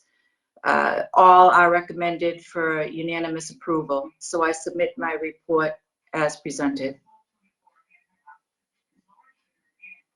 Councilor Rossetti moves to accept the committee report as submitted. Any discussion? Hearing none, this committee report is laid on the table for approval. Next item. Item 19 is a report of the Committee on Traffic and Parking, which met on January 11th. Councilor Niedergang. Thank you, Mr. President. Councilors Ballantyne and Klingon, 3 staff from Mobility, and 15 to 20 members of the public were present. We began with a presentation by Brad Rawson, the Director of Mobility, and discussion with the committee on a bunch of big picture strategic issues, including updates on the Vision Zero action plan. Mr. Rawson stated that he's ready to share materials to answer many of the questions that the council has had about progress on Vision Zero. But he said this is a process that will take a couple of months to complete. He showed a slide, a table that listed progress on a number of Vision Zero goals. Councilor Ballantyne stated that she was not satisfied. She does not consider the report to be sufficient until it takes into account the capital improvement project plan and what the funds have been allocated to actually fulfill the things that are aspired to by Vision Zero. And so that item was left in committee. We next discussed, hang on just a second here. We next discussed an order that the Director of Mobility prioritize the traffic calming projects in the city and the process to determine those priorities. There was a long discussion about priorities. I stated that it's not clear what the highest priorities are for the city. Mr. Rawson said in response that in the early part of this year, they will be coming out with a list of priority items and areas. Mr. Polinsky from the Mobility Department stated he's been spending a lot of time over the last 5 years and worked with the Vision Zero task force, highlighting injury areas that are of urgent priority for the city. They have been focusing their attention on where the highest number of crashes have occurred during those years and where the greatest safety concerns are. The crash data highlights all the major streets, and those areas need to be their primary focus.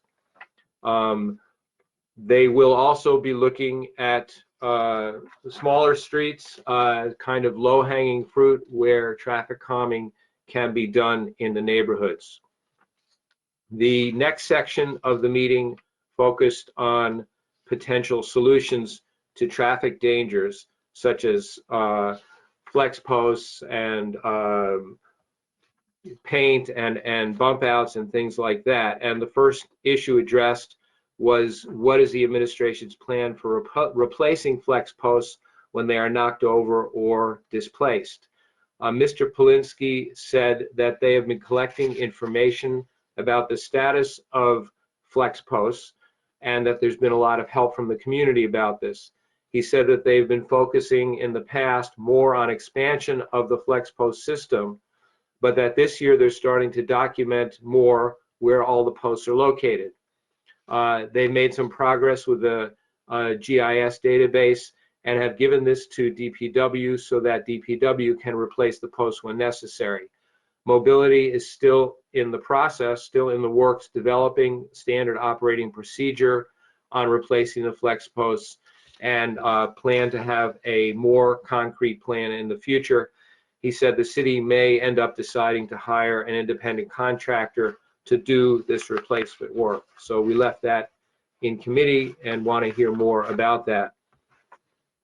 We next discussed the parking study task force and when it would be reconvened. Mr. Rawson stated that they are working on a new work plan, but they do not have the administration, the mobility department and parking and summer staff that are working on this, do not have consulting resources that were going to do a lot of the work on this study. So basically what we were told, and I found this quite disappointing, is that while there is some money available, there's not yet any concrete plan or commitment for reconvening the parking task force and looking at these issues. So I pushed on this. I'm hoping that we will get a more complete answer next month when I plan to bring this up again.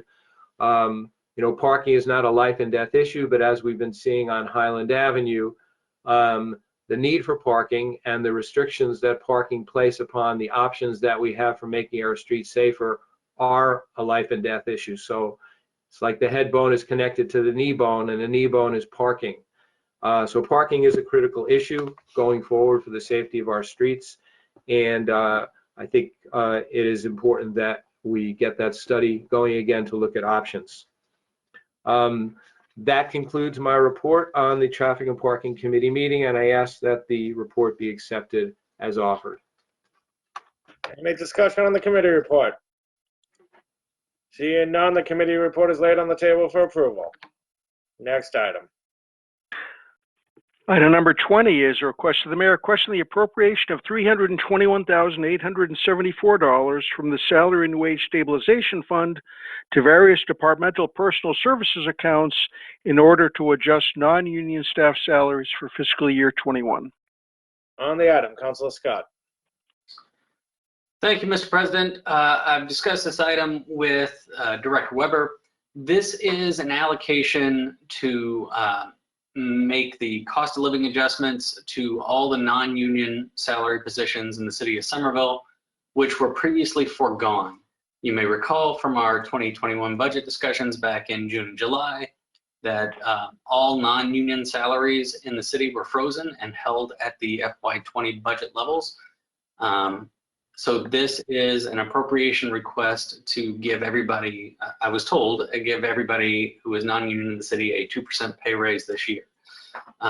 If that is an item which colleagues would like to discuss, this could be referred to the Finance Committee.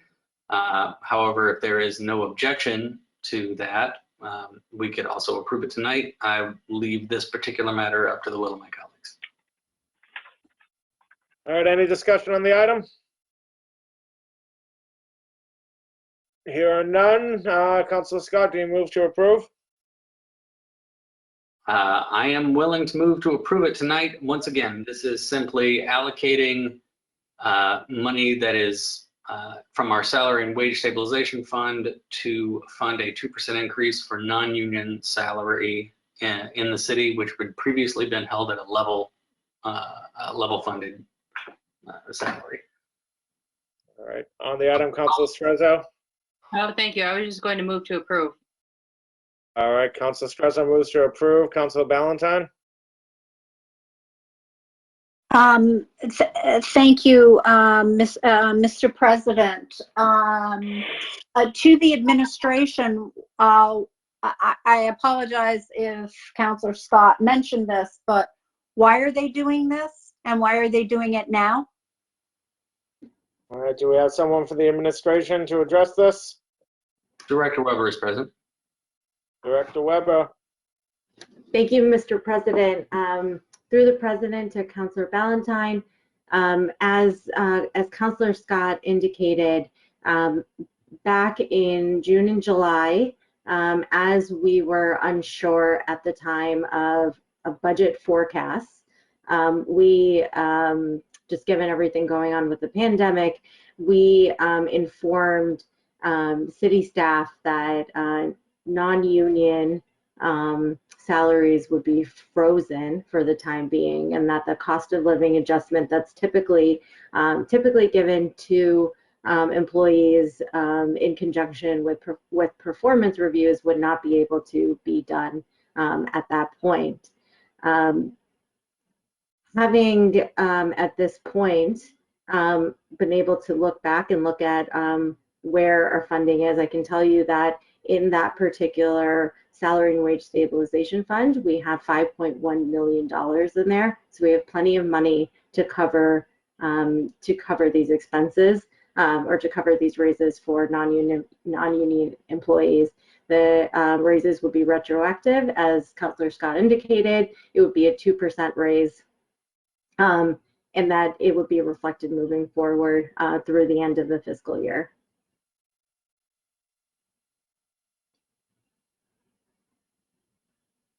Any further questions or comments? Hearing no discussion, Yes. because of Councilor Ballantyne. I'm sorry, I thought I was still on. Through you, Mr. President, why now? Ms. Weber? As Councillor Ballantyne, I guess if I could understand more clearly your question, I mean, I suppose through the chair, we've determined that we have the funds for FY20 to cover these costs. Staff have also been working incredibly hard throughout this pandemic, and where we are able to afford to give them a raise, the administration thinks it's a really important thing to do in order to convey a message of support and recognition of all of the hard work that city staff are putting in day in and day out. Thank you. All right, any further questions or comments? Councilor Scott, well, yep, there's a motion to approve on the table. Because this is stabilization fund, we'll do a separate roll call vote for this. So Mr. Clerk, please call the roll. Mr. President, there's a roll call vote on appropriating $321,000 from that salary stabilization fund to various personal services accounts. On the item, Councillor Niedergang. Yes. Councillor White. Yes. Councillor Ballantyne. Yes. Councillor Ewan-Campen. Yes. Councillor Davis. Yes. Councillor Strezzo. Yes. Councillor Klingon. Councillor Klingon. Councilor Klingon is not feeling well and he has left the meeting. Thank you. Councillor Mba. Yes. Councillor Scott. Yes. Councillor Rossetti. Yes. And Councillor McLaughlin. Yes. Mr. President, 10 councilors voted in favor, 1 is absent. That item has been approved. All right, next item. Item 23 is a request to the mayor requesting acceptance of an $83,616 grant with no new match required from the Mass Office of Public Safety and Security to the fire department for staffing costs. Councilor Scott. Thank you, Mr. President. I've reviewed this with the administration. This is basically a supplemental grant to cover overtime costs for the fire department. I recommend approval this evening. Any discussion? Hearing none, this item is laid on the table for approval. Next item. Item 24 is a request to the mayor requesting acceptance of a $45,555.55 grant with no new match required from the Boston Mayor's Office of Emergency Management to the Police Department for Emergency Operations Center Sustainability and Upgrades. Councilor Scott. Thank you, Mr. President. I've also reviewed this request with the administration. This is a fairly routine NEMA grant, along with the UOSI style grants. Just for folks who are curious about the EOC, that's basically a set of equipment that's in the academy room at the police station that can be wheeled out from the closet and from the file cabinets there to set up basically a central command post in the event of a natural emergency or some other disaster response. So these funds would go for new monitors, projectors, ability to set up a functional command response center so that in the event of emergency, you could have police department and fire department staff that are watching multiple monitors, news feeds, so, other feeds. This isn't to purchase new surveillance equipment, but simply to outfit a response center in the police station. All right, any discussion? I do have a question, Councilor Scott. Why is the Boston Mayor's Office giving us this? Is that typical? Yes, for all of these grants that come through Homeland Security and UASI, it is the Boston Mayor's Office of Emergency Management that distributes and routes those funds. So all of these requests come through the Boston MEMA. Okay, very good. Here, no discussion. This item is laid on the table for approval. Item 25 is a request of Mayor requesting acceptance of a $40,000 grant with no new match required from the Mass Office of Public Safety and Security to the Police Department for traffic enforcement programs. Councilor Scott. Thank you, Mr. President. I have also reviewed this one with the administration and also with personnel within the police department. Of note, the vast majority of this goes to funding personnel hours to engage in enforcement actions that have statewide endorsement, like click it or ticket, or various sobriety checkpoint or sobriety enforcement focuses, areas of emphasis in different times of year. However, $6,800 of this is earmarked for equipment. In this case, the equipment is 2 radar trackers. They are basically high-tech versions of the wires that you sometimes see across the road that our transportation department deploys to collect traffic counts. These collect traffic counts as well as speeds. So I do have copies of the samples of the reports these pieces of technology generate. However, there are no cameras in them. They only record the amount of people going by, the average speeds, and the highest and lowest speeds on a stretch of road. It should allow us to get some more traffic data that will direct enforcement and or the need to invest in structural improvements on those roads. So I would ask that this item also be approved tonight. All right, Councilor Scott moves to approve. Any discussion? Hearing none, this item is laid on the table for approval, and please mark me as recused on this item. Very good.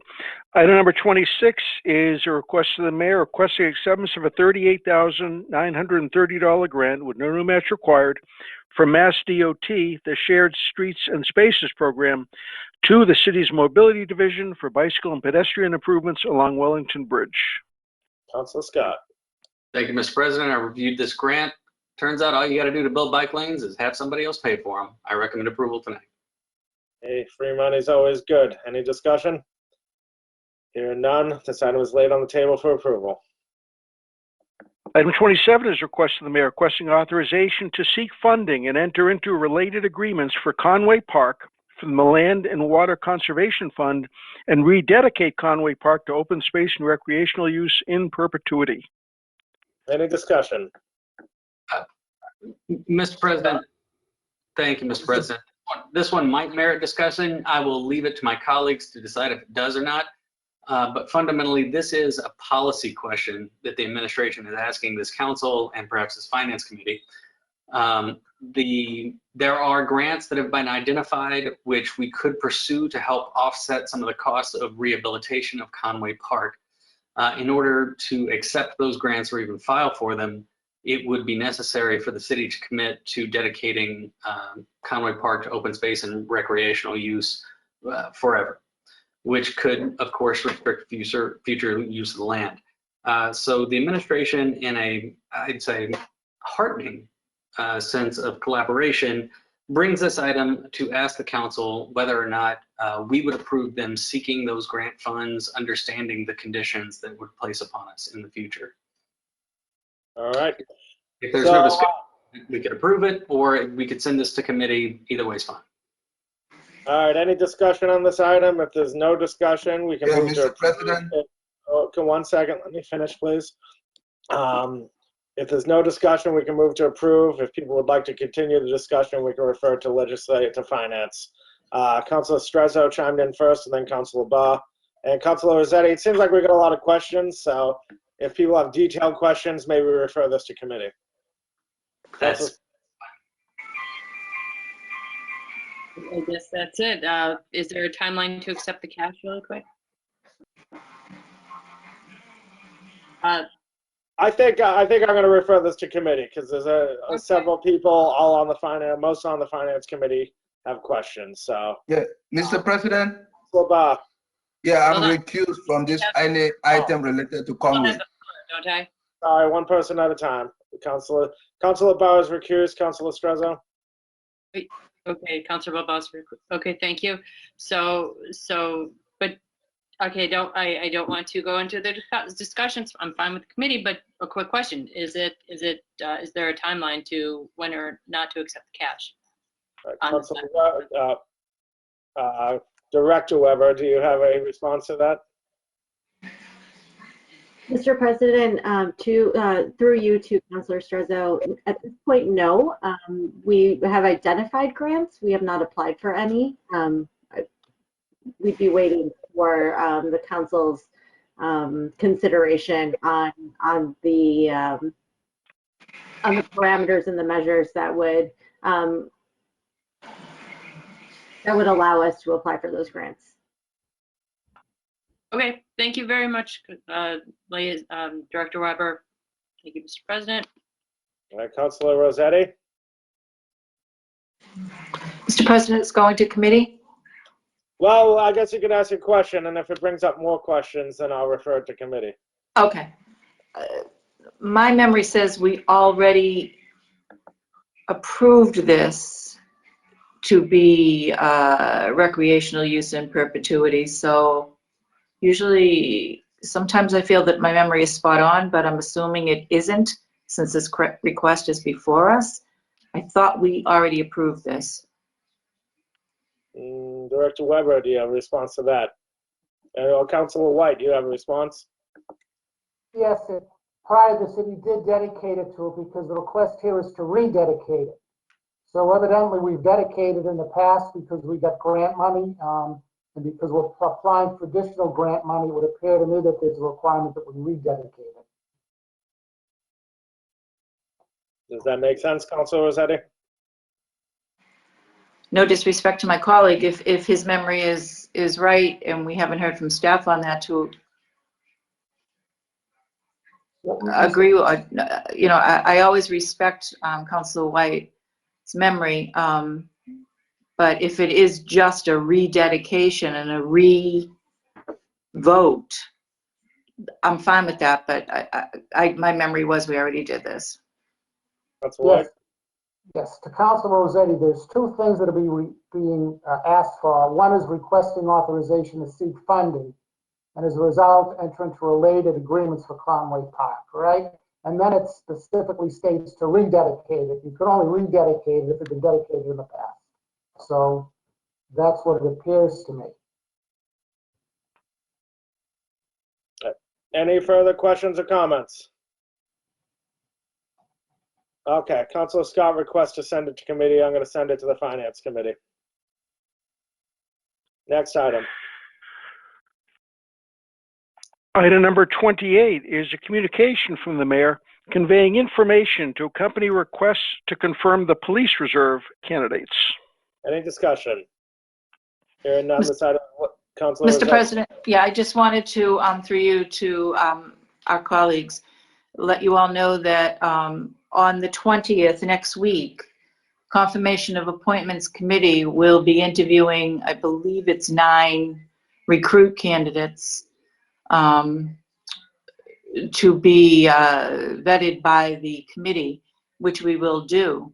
But given our budget discussions and some of the reductions we did to this department, this would bring it back to a higher number of personnel. I just wanted it to be known to all 11 members, and I asked the staff to communicate such to all of my colleagues so they were clear on that. Right now it's a committee meeting. By the open meeting law, as you know, we have 48 hours to post if it should be a meeting of the whole. Monday's a holiday. So if anybody feels after this evening or tomorrow reviewing that memo and those videos that are part of that attachment, let me know by tomorrow if you prefer it to be a committee of the whole. Thank you. On that, Councilor Rossetti, my personal opinion is we've done a very good job doing things in regular committee meetings, and people can watch the video and have ample opportunity to vote if they so choose, if the committee report is not up to people's standards. But as the chair, that's up to you. Any further discussion? Hearing none, this item is laid on the table, placed on file with the copy sent to confirmation of appointments. Next item. Item number 29 is a communication from the city solicitor responding to a council item regarding the mayor's emergency order that established a moratorium on eviction enforcement. Any discussion? Hearing none, this item is laid on the table and placed on file. Item 30 is a communication from the director of parking responding to a couple of items that were approved at the December 10 council meeting. This item is laid on the table, placed on file with a copy sent to traffic and parking. Councilor White. Thank you, Mr. President. I move to waive the readings of items 31 through 48. I've spoken with the clerk. These are all renewals. Everything is in order, so I'd ask that they all be approved this evening. All right, Councilor White moves to waive the readings of items 31 to 48 and move for approval. Any discussion? Hearing none, these items are laid on the table for approval. That brings us to item 49, which is communication from Sam Judd, who is proposing a zoning amendment to rezone his property at 256 and 278 Elm Street, 58 Day Street, and 7 Herbert Streets to a mix of civic and CC4 zoning designations. Any discussion? Hearing none, this item is referred to the Land Use Committee with a copy sent to the Planning Board. Item number 50 is a communication submitted by Councilor Rossetti reporting on the December 2020 meetings of the Wage Theft Committee. Councilor Rossetti. Thank you, Mr. President. Honestly, this report that's attached to this item came from, in our Committee of Confirmation of Appointments, we had formed a working group to interview candidates for our new Wage Theft Committee, and we wanted to get that activated as soon as possible. So we had all various organizations in the city submit names for consideration to be appointed to that committee. Councilor Strezzo and Klingon stepped up to the plate and took on the task of interviewing all those candidates. So that report is in this item. And I would defer to Councilor Strezzo if she wanted to elaborate briefly on it. And then following that, I would also, the next item, I recommend discharging multiple items out of committee and move for approval. But first, we could hear from Councilor Strezzo if possible, Mr. President. All right, on the communication, Councilor Strezzo. Thank you, Mr. President, and thank you, Chair Rossetti. So Councilor Klingon and I met several times to interview each of the candidates on the brought forward through the various organizations for the Wage Theft Committee. We asked of their level of commitment and their availability, and also their experience and interest in the Wage Theft Committee. We were impressed and we were engaged by all of the responses put forward. We unanimously approved every single candidate, look forward to the work they're going to put forward and also the service they're going to provide Somerville. I think that we're excited about this moving forward quickly and really appreciate the process and all the efforts to make that possible. We're ready to get this activated and let's go.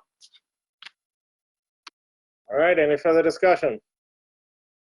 Hearing none, this communication is laid on the table and placed on file. And let's take up the next item. Item number 51 is an order submitted by Councilor Rossetti, and there's one item that's missing from what I'm about to read, so I'll read it, the corrected version. The order is that item numbers 210-721, 210-800, 801, 802, 803, 804, 210-970, 7172, 211017, and 211037 all be discharged from the Committee on Confirmation of Appointments and Personnel Matters. Councilor Rossetti. Oh, you're muted. You're muted, Councilor Rossetti. I got the button. Mr. President, I believe we need to first agree to discharge these items so that our colleagues know what items they're voting on to discharge. These all pertain to the Wage Theft Committee. These are all members, and the first item is about reviewing the potential to form this committee. But I'd like to discharge all these items and then recommend approval based on the interviews that just occurred. But first we need to request, I request to discharge these items. Councilor Rossetti moves to discharge the items. Any discussion? Hearing none, we need a roll call vote on discharging the items. This is a roll call vote on discharging from the Committee on Confirmation of Appointments the items that were just read. On that motion, Councilor Niedergang. Yes. Councilor White. Yes. Councilor Ballantyne. Yes. Councilor Ewan-Campen. Yes. Councilor Davis. Yes. Councilor Strezzo. Yes. Councilor Klingon. Councilor Mba. Yes. Councilor Scott. Yes. Councilor Rossetti. Yes. And Councilor McLaughlin. Yes. Mr. President, 10 councilors have voted in favor of that motion. 1 is absent. That motion is approved. All right, on the discharged items, Councilor Rossetti. Thank you, sir. So given that our colleagues, Councilors Strezzo and Klingon, spent those hours in interviewing all of these individuals, these 10 individuals, and if you can see their report attached to item 50, I am very comfortable in recommending approval of all of these items. There are, according to our ordinance, 11 members to be a part of this first ever for City of Somerville Wage Theft Committee. And the one missing, it needs to be 11, the one missing would be at the decision of yourself, Mr. President. I know you've given that consideration. I don't know if you're ready tonight to choose that. But these would be the first 10 members to serve on the Wage Theft Committee. So I am at this time recommending approval of all of these items. All right, I do have my appointment and I'm saving the best for last. So Councilor Rossetti moves to approve the appointments. Any discussion? Woohoo! Well, Woohoo! Any, Amen. seeing no discussion, this item is laid on the table for approval. spoiler alert. Item number 52 is an order submitted by Councilor McLaughlin that the Chief of Police use the Police Department's crime analyst to track and document police interactions with the public in order to identify possible racial profiling. All right, it's 11 o'clock exactly, time for a speech. So this came from our discussion on the racial profiling ordinance that we passed last year, a month ago. And one of the things that came from that was how, the original ordinance was weakened a little bit because of a few potential issues. And one of the issues was how to identify racial profiling. And the previous proposal before it was amended would have required or had the possibility of police asking a person who gets a ticket or a person being arrested, either asking their race or guessing their race. And I just really thought that was asking for a lot of trouble. And through discussion with the Chief of Police, discussion with some committee members, I came to the idea that, we have a statistician that works in the police department whose job is to provide data to us for such matters like this.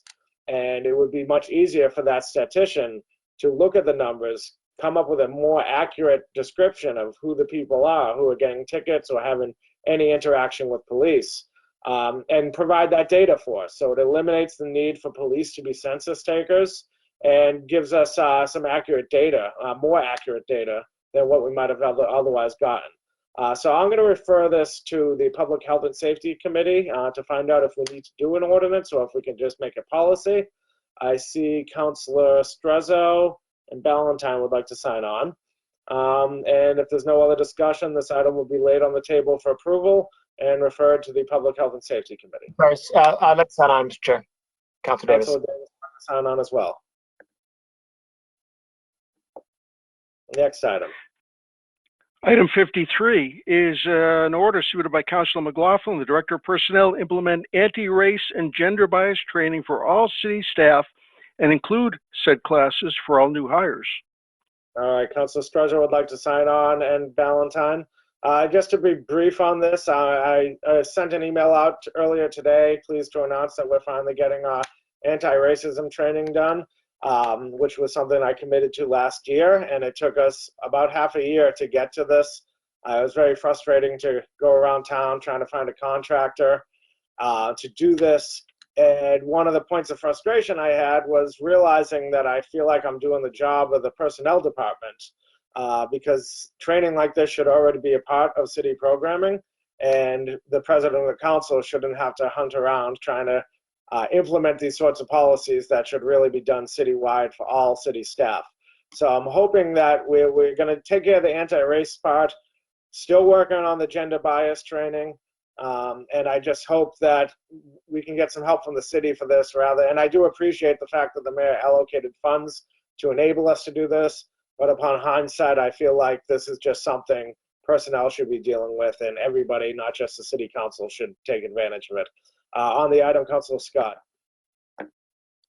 Thank you, Mr. President. Do we have a personnel director? Rhetorical question. I withdraw it. I just want to say thank you for ensuring that the anti-racism training will happen, and I look forward to putting it on my calendar as soon as possible. Yes, it's actually already on the calendar, the 22nd of February and the 8th of March, and I apologize for not running that by councilors beforehand, but it was incredibly difficult to nail down a contractor. So if there's no further discussion, this item is laid on the table for approval. Item 54 is an order submitted by Councilor Ballantyne that the chiefs of police and fire discuss with this council by the end of February the staffing requirements for their respective departments, as there are suggestions that staff counts should be changed. Councilor Ballantyne. Thank you, Mr. President. So, as well, I certainly have heard is that many people are asking us to change the staffing structure at the police department. And while we were having this discussion during the budget in June of 2020 for FY21, there was discussion about the change, and I know the dialogue back and forth was mentioned that no one could give an answer of what they thought the staffing structure should be. So as we're going to be in the budget in the next 5 months, and we're going to be filling some of the positions that we felt were necessary to talk about race, to talk about funding for the police department. I think that we should also have the police and the fire department share with us and educate with us how they determine what their staffing needs are. Last summer, I said that in order to figure out what your budget is, you need to define the need based on what the city's data tells us is needed and the laws that are required for us to implement on a state level, build a staff to meet that need, and then build your budget from that. There's been talk about decoupling some of the department within the police, moving it over possibly to another department, but at some point we need to have a dialogue together, ourselves and the department heads, and ultimately with the community on what that what that staff structure should be in order that we have a safe community. And of course we need to listen to all the voices. So I think that this discussion is actually best had in confirmation of appointments and personnel matters.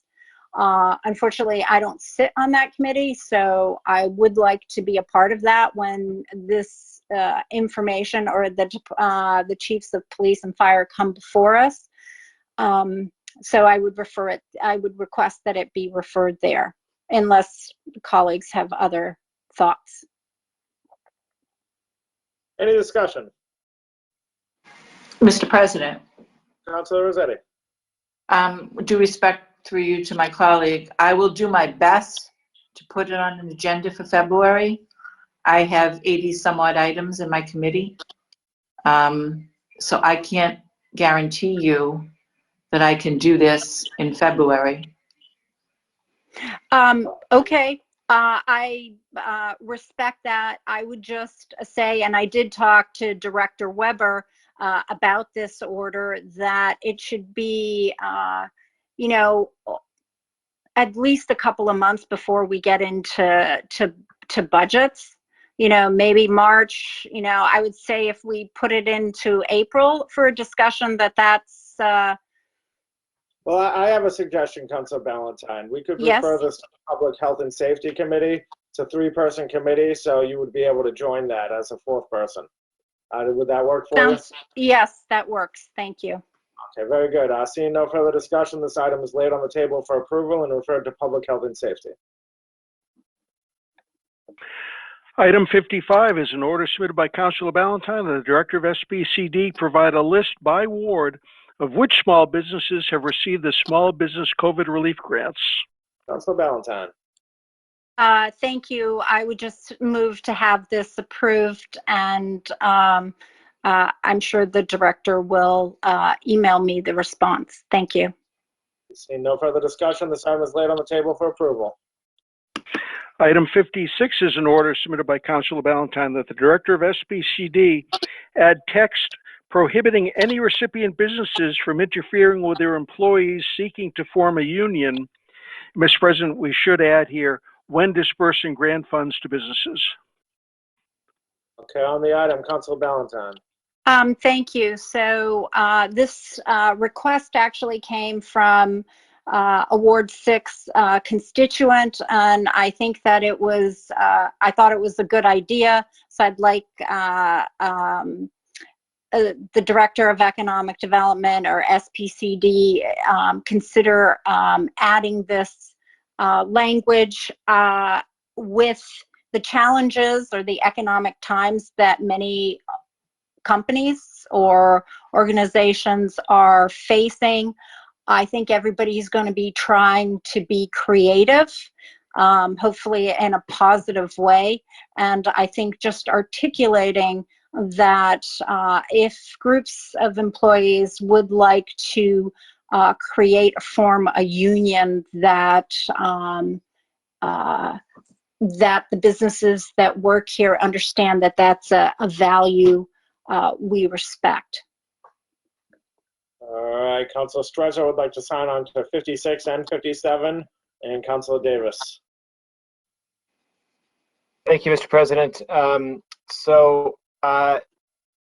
Mr. Clerk, I submitted an item on Tuesday along with Councilor McLaughlin that is very similar to this, and it's, for whatever reason, it didn't make it on the agenda. My hair's sticking out. Didn't make it onto the agenda, which is curious. But do you have that? Could you, if I might like to take those items up together? Through the president, certainly, Councilor Davis, and I apologize. I have seen your email, and I do not, at this point, understand why your item didn't get on the agenda. It appears it was submitted in a timely manner, and I apologize. It was an error on my part, and I apologize. The item is an order submitted by Councilors Davis and McLaughlin that the administration add language to the guidelines for small business COVID-19 relief fund awards, stating that the applicant must remain neutral in any union organizing effort. Thank you, Mr. Clerk. Thank you, Mr. President, for the recognition. Thank you, Councilor Ballantyne, for bringing the very similar item. I actually, I like the fact that the one you brought is a little more generic towards any grants, and so I'm happy to sort of move forward with that. This item that Councilor McLaughlin and I brought also was prompted by my constituent, and I did work with that constituent to put this together. I guess I would welcome you to reach out to me if you have something that a constituent of mine has raised that you'd like to work together. Always happy to work with you, Councilor Ballantyne, on things like this, particularly since we clearly are rowing in the same direction here. So I just want to support this. I think that it was raised initially as being a point made specific to the lack of this requirement in the current relief fund awards.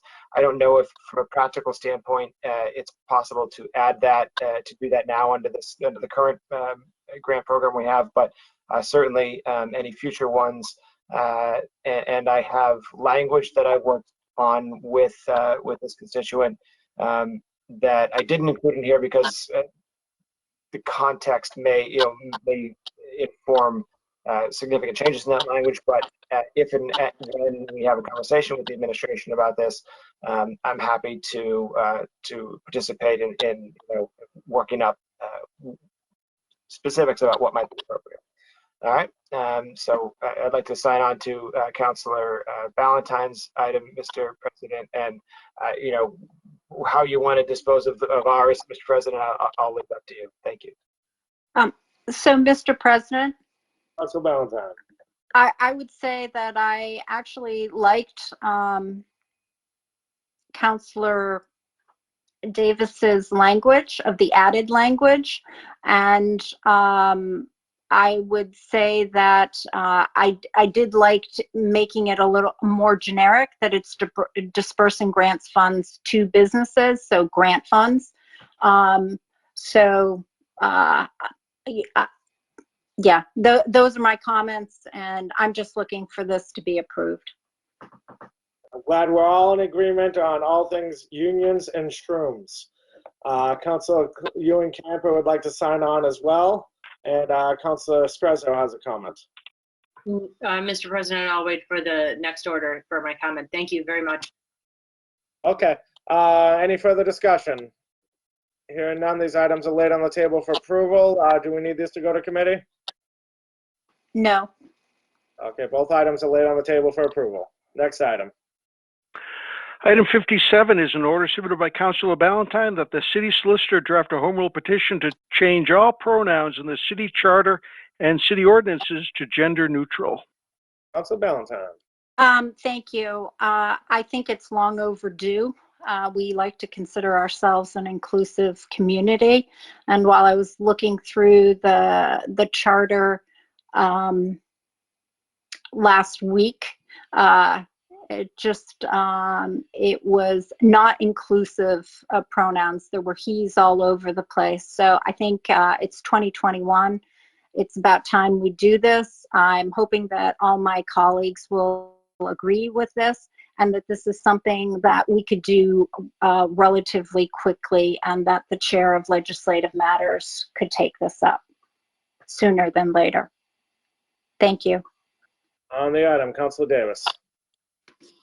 Thank you, Mr. Chair. Mr. President, thank you, Councilor Ballantyne. I'm chuckling because two in a row on this one I haven't submitted yet, so we're good there. But I especially want to thank you because you saved me hours. I, for whatever reason, at some point felt like the right way to do this was for me to actually download our charter and make all the changes myself, and then to be like, here, make all these changes. And I just haven't gotten through it all yet because it's funny. So happy to put the pen down and join you on this and let our resident experts grab the pen. You are absolutely correct.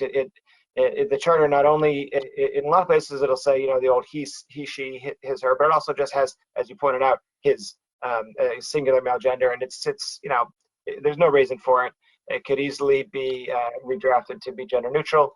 And as I've as I pushed in other areas, I obviously feel that's important so that we express our, so that we don't express an unwelcome message in our municipal ordinances to all of our community members. So I'm absolutely happy to put this on a legislative matters agenda as soon as is appropriate, and that may perhaps even be this coming Thursday. I will communicate with the administration to see what makes sense on that. Council White.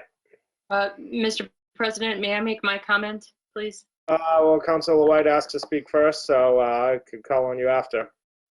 Okay, my question or my comment was set before this in 55. I'll yield, Mr. President. Why don't I invite you to Councilor Ballantyne, to Councilor Scarza. All right, thank you, Councilor White. Are you live in the where the charter is kept down in the catacombs? I still love that background. So I just want to commend Councilor Ballantyne for bringing this forward, and Councilor Davis.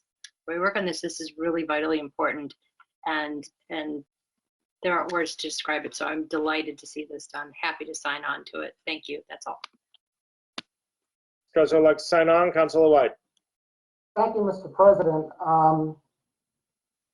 This issue was raised, and maybe the way it was addressed, I think it was like 20 years ago, perhaps might not be sufficient. And anyway, what was done, and I forget, I think it was around the year 2000, maybe 2001, out of a concern raised, was that there was an amending ordinance that was passed, basically stating wherever the word he, his appears in the Code of Ordinances, it should also be read to include she and hers. So that is in there. So I guess the question then would be, instead of relying on that, does somebody just, download everything and again make the actual change? But the intent was done that long ago. And I know when we redid the city charter, there was a change that was made as far as gender, basically saying where, and again, I'd have to take a look at it, or if it's a legislative matters, it can clearly be examined. But there was some sort of a reference made to gender when we amended the city charter to make it inclusive. But again, it didn't involve actually going through each time he or his was listed and making it inclusive. All right, any further discussion? Hearing none. Up. Councilor Ballantyne? No, I'm all set. I know the law department can do this. I recall that we worked with Mr. Schneider a few years back to make a charter change, or with George. I forget exactly what that word was, but they basically said there's 274 words and we can change it. So it seemed like it was something that was certainly doable. And I think as a document that shows up on our city website, when it talks about powers, that there's so many he's there that I think visually it is it's insulting in 2021 that we can't actually go through and just change that. That's my personal opinion, but thank you. Hearing no further discussion. Councilor White? Just briefly, I don't quarrel with Councilor Ballantyne's, intent. I just wanted to point it out that there were efforts made, in the past to try to remedy it and make it gender neutral.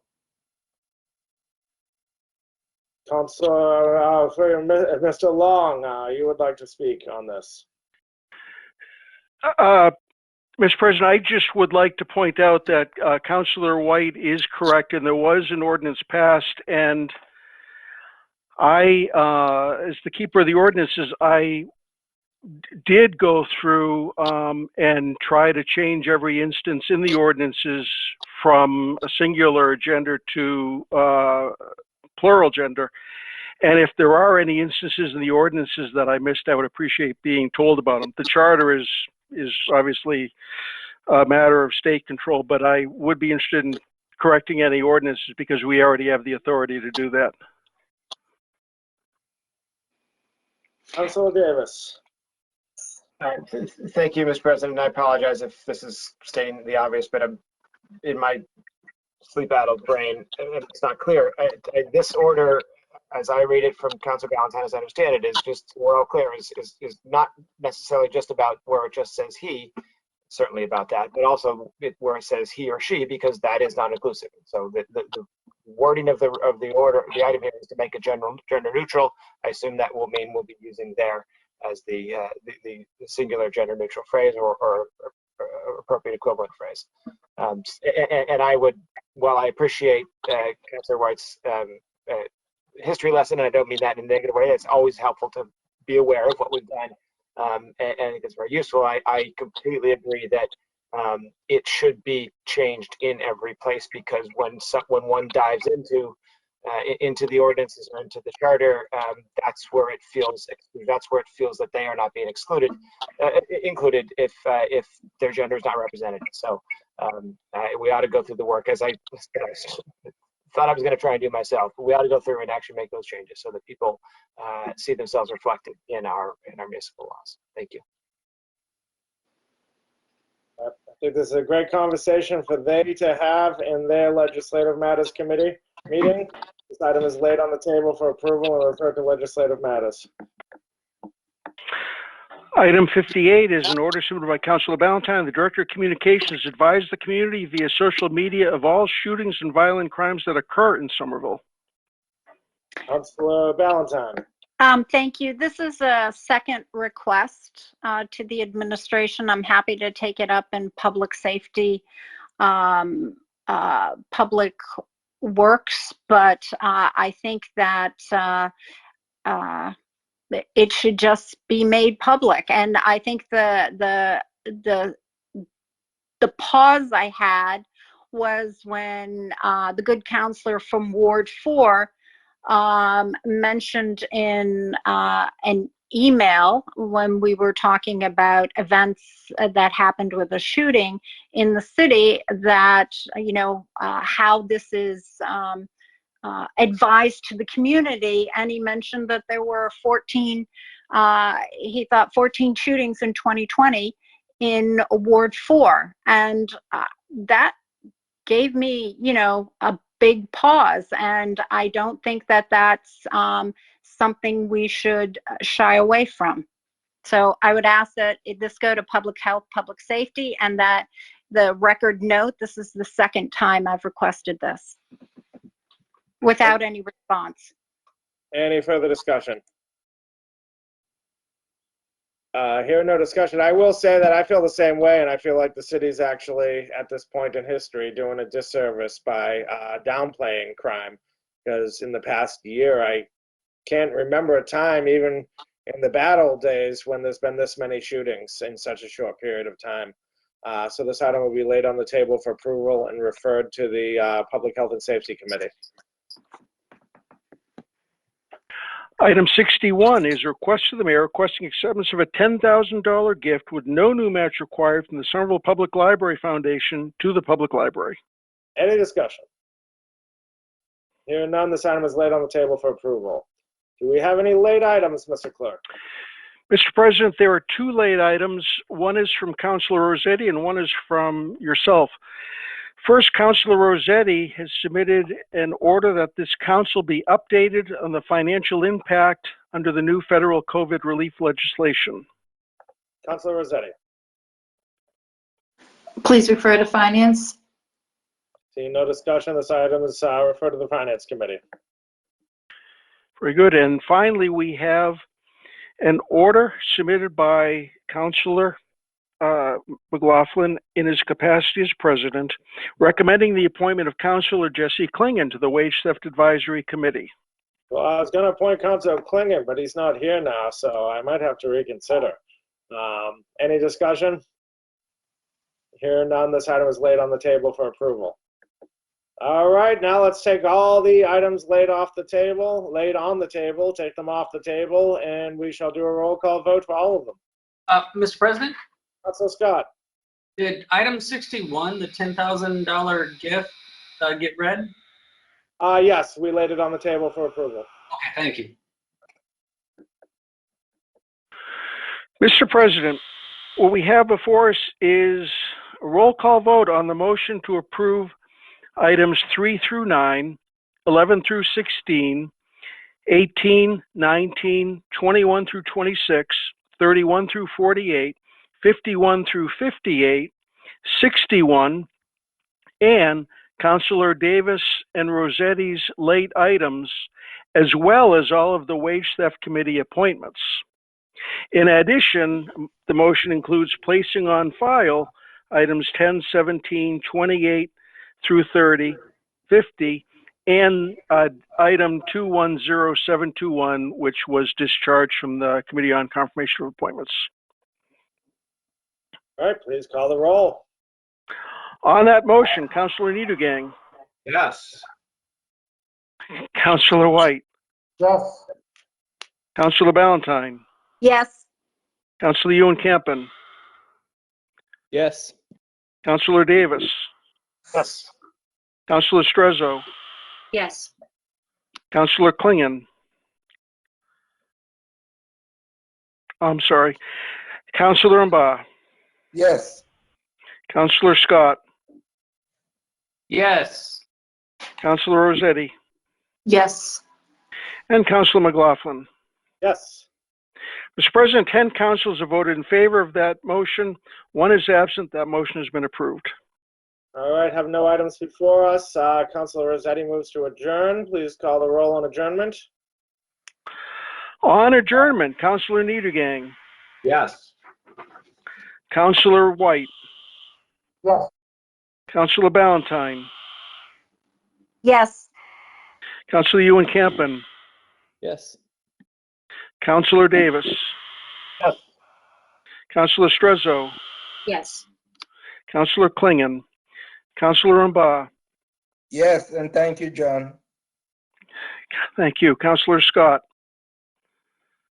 Yes. Councilor Rossetti, Yes. and Councilor McLaughlin. Yes. Mr. President, all 10 councilors have voted in favor of adjourning.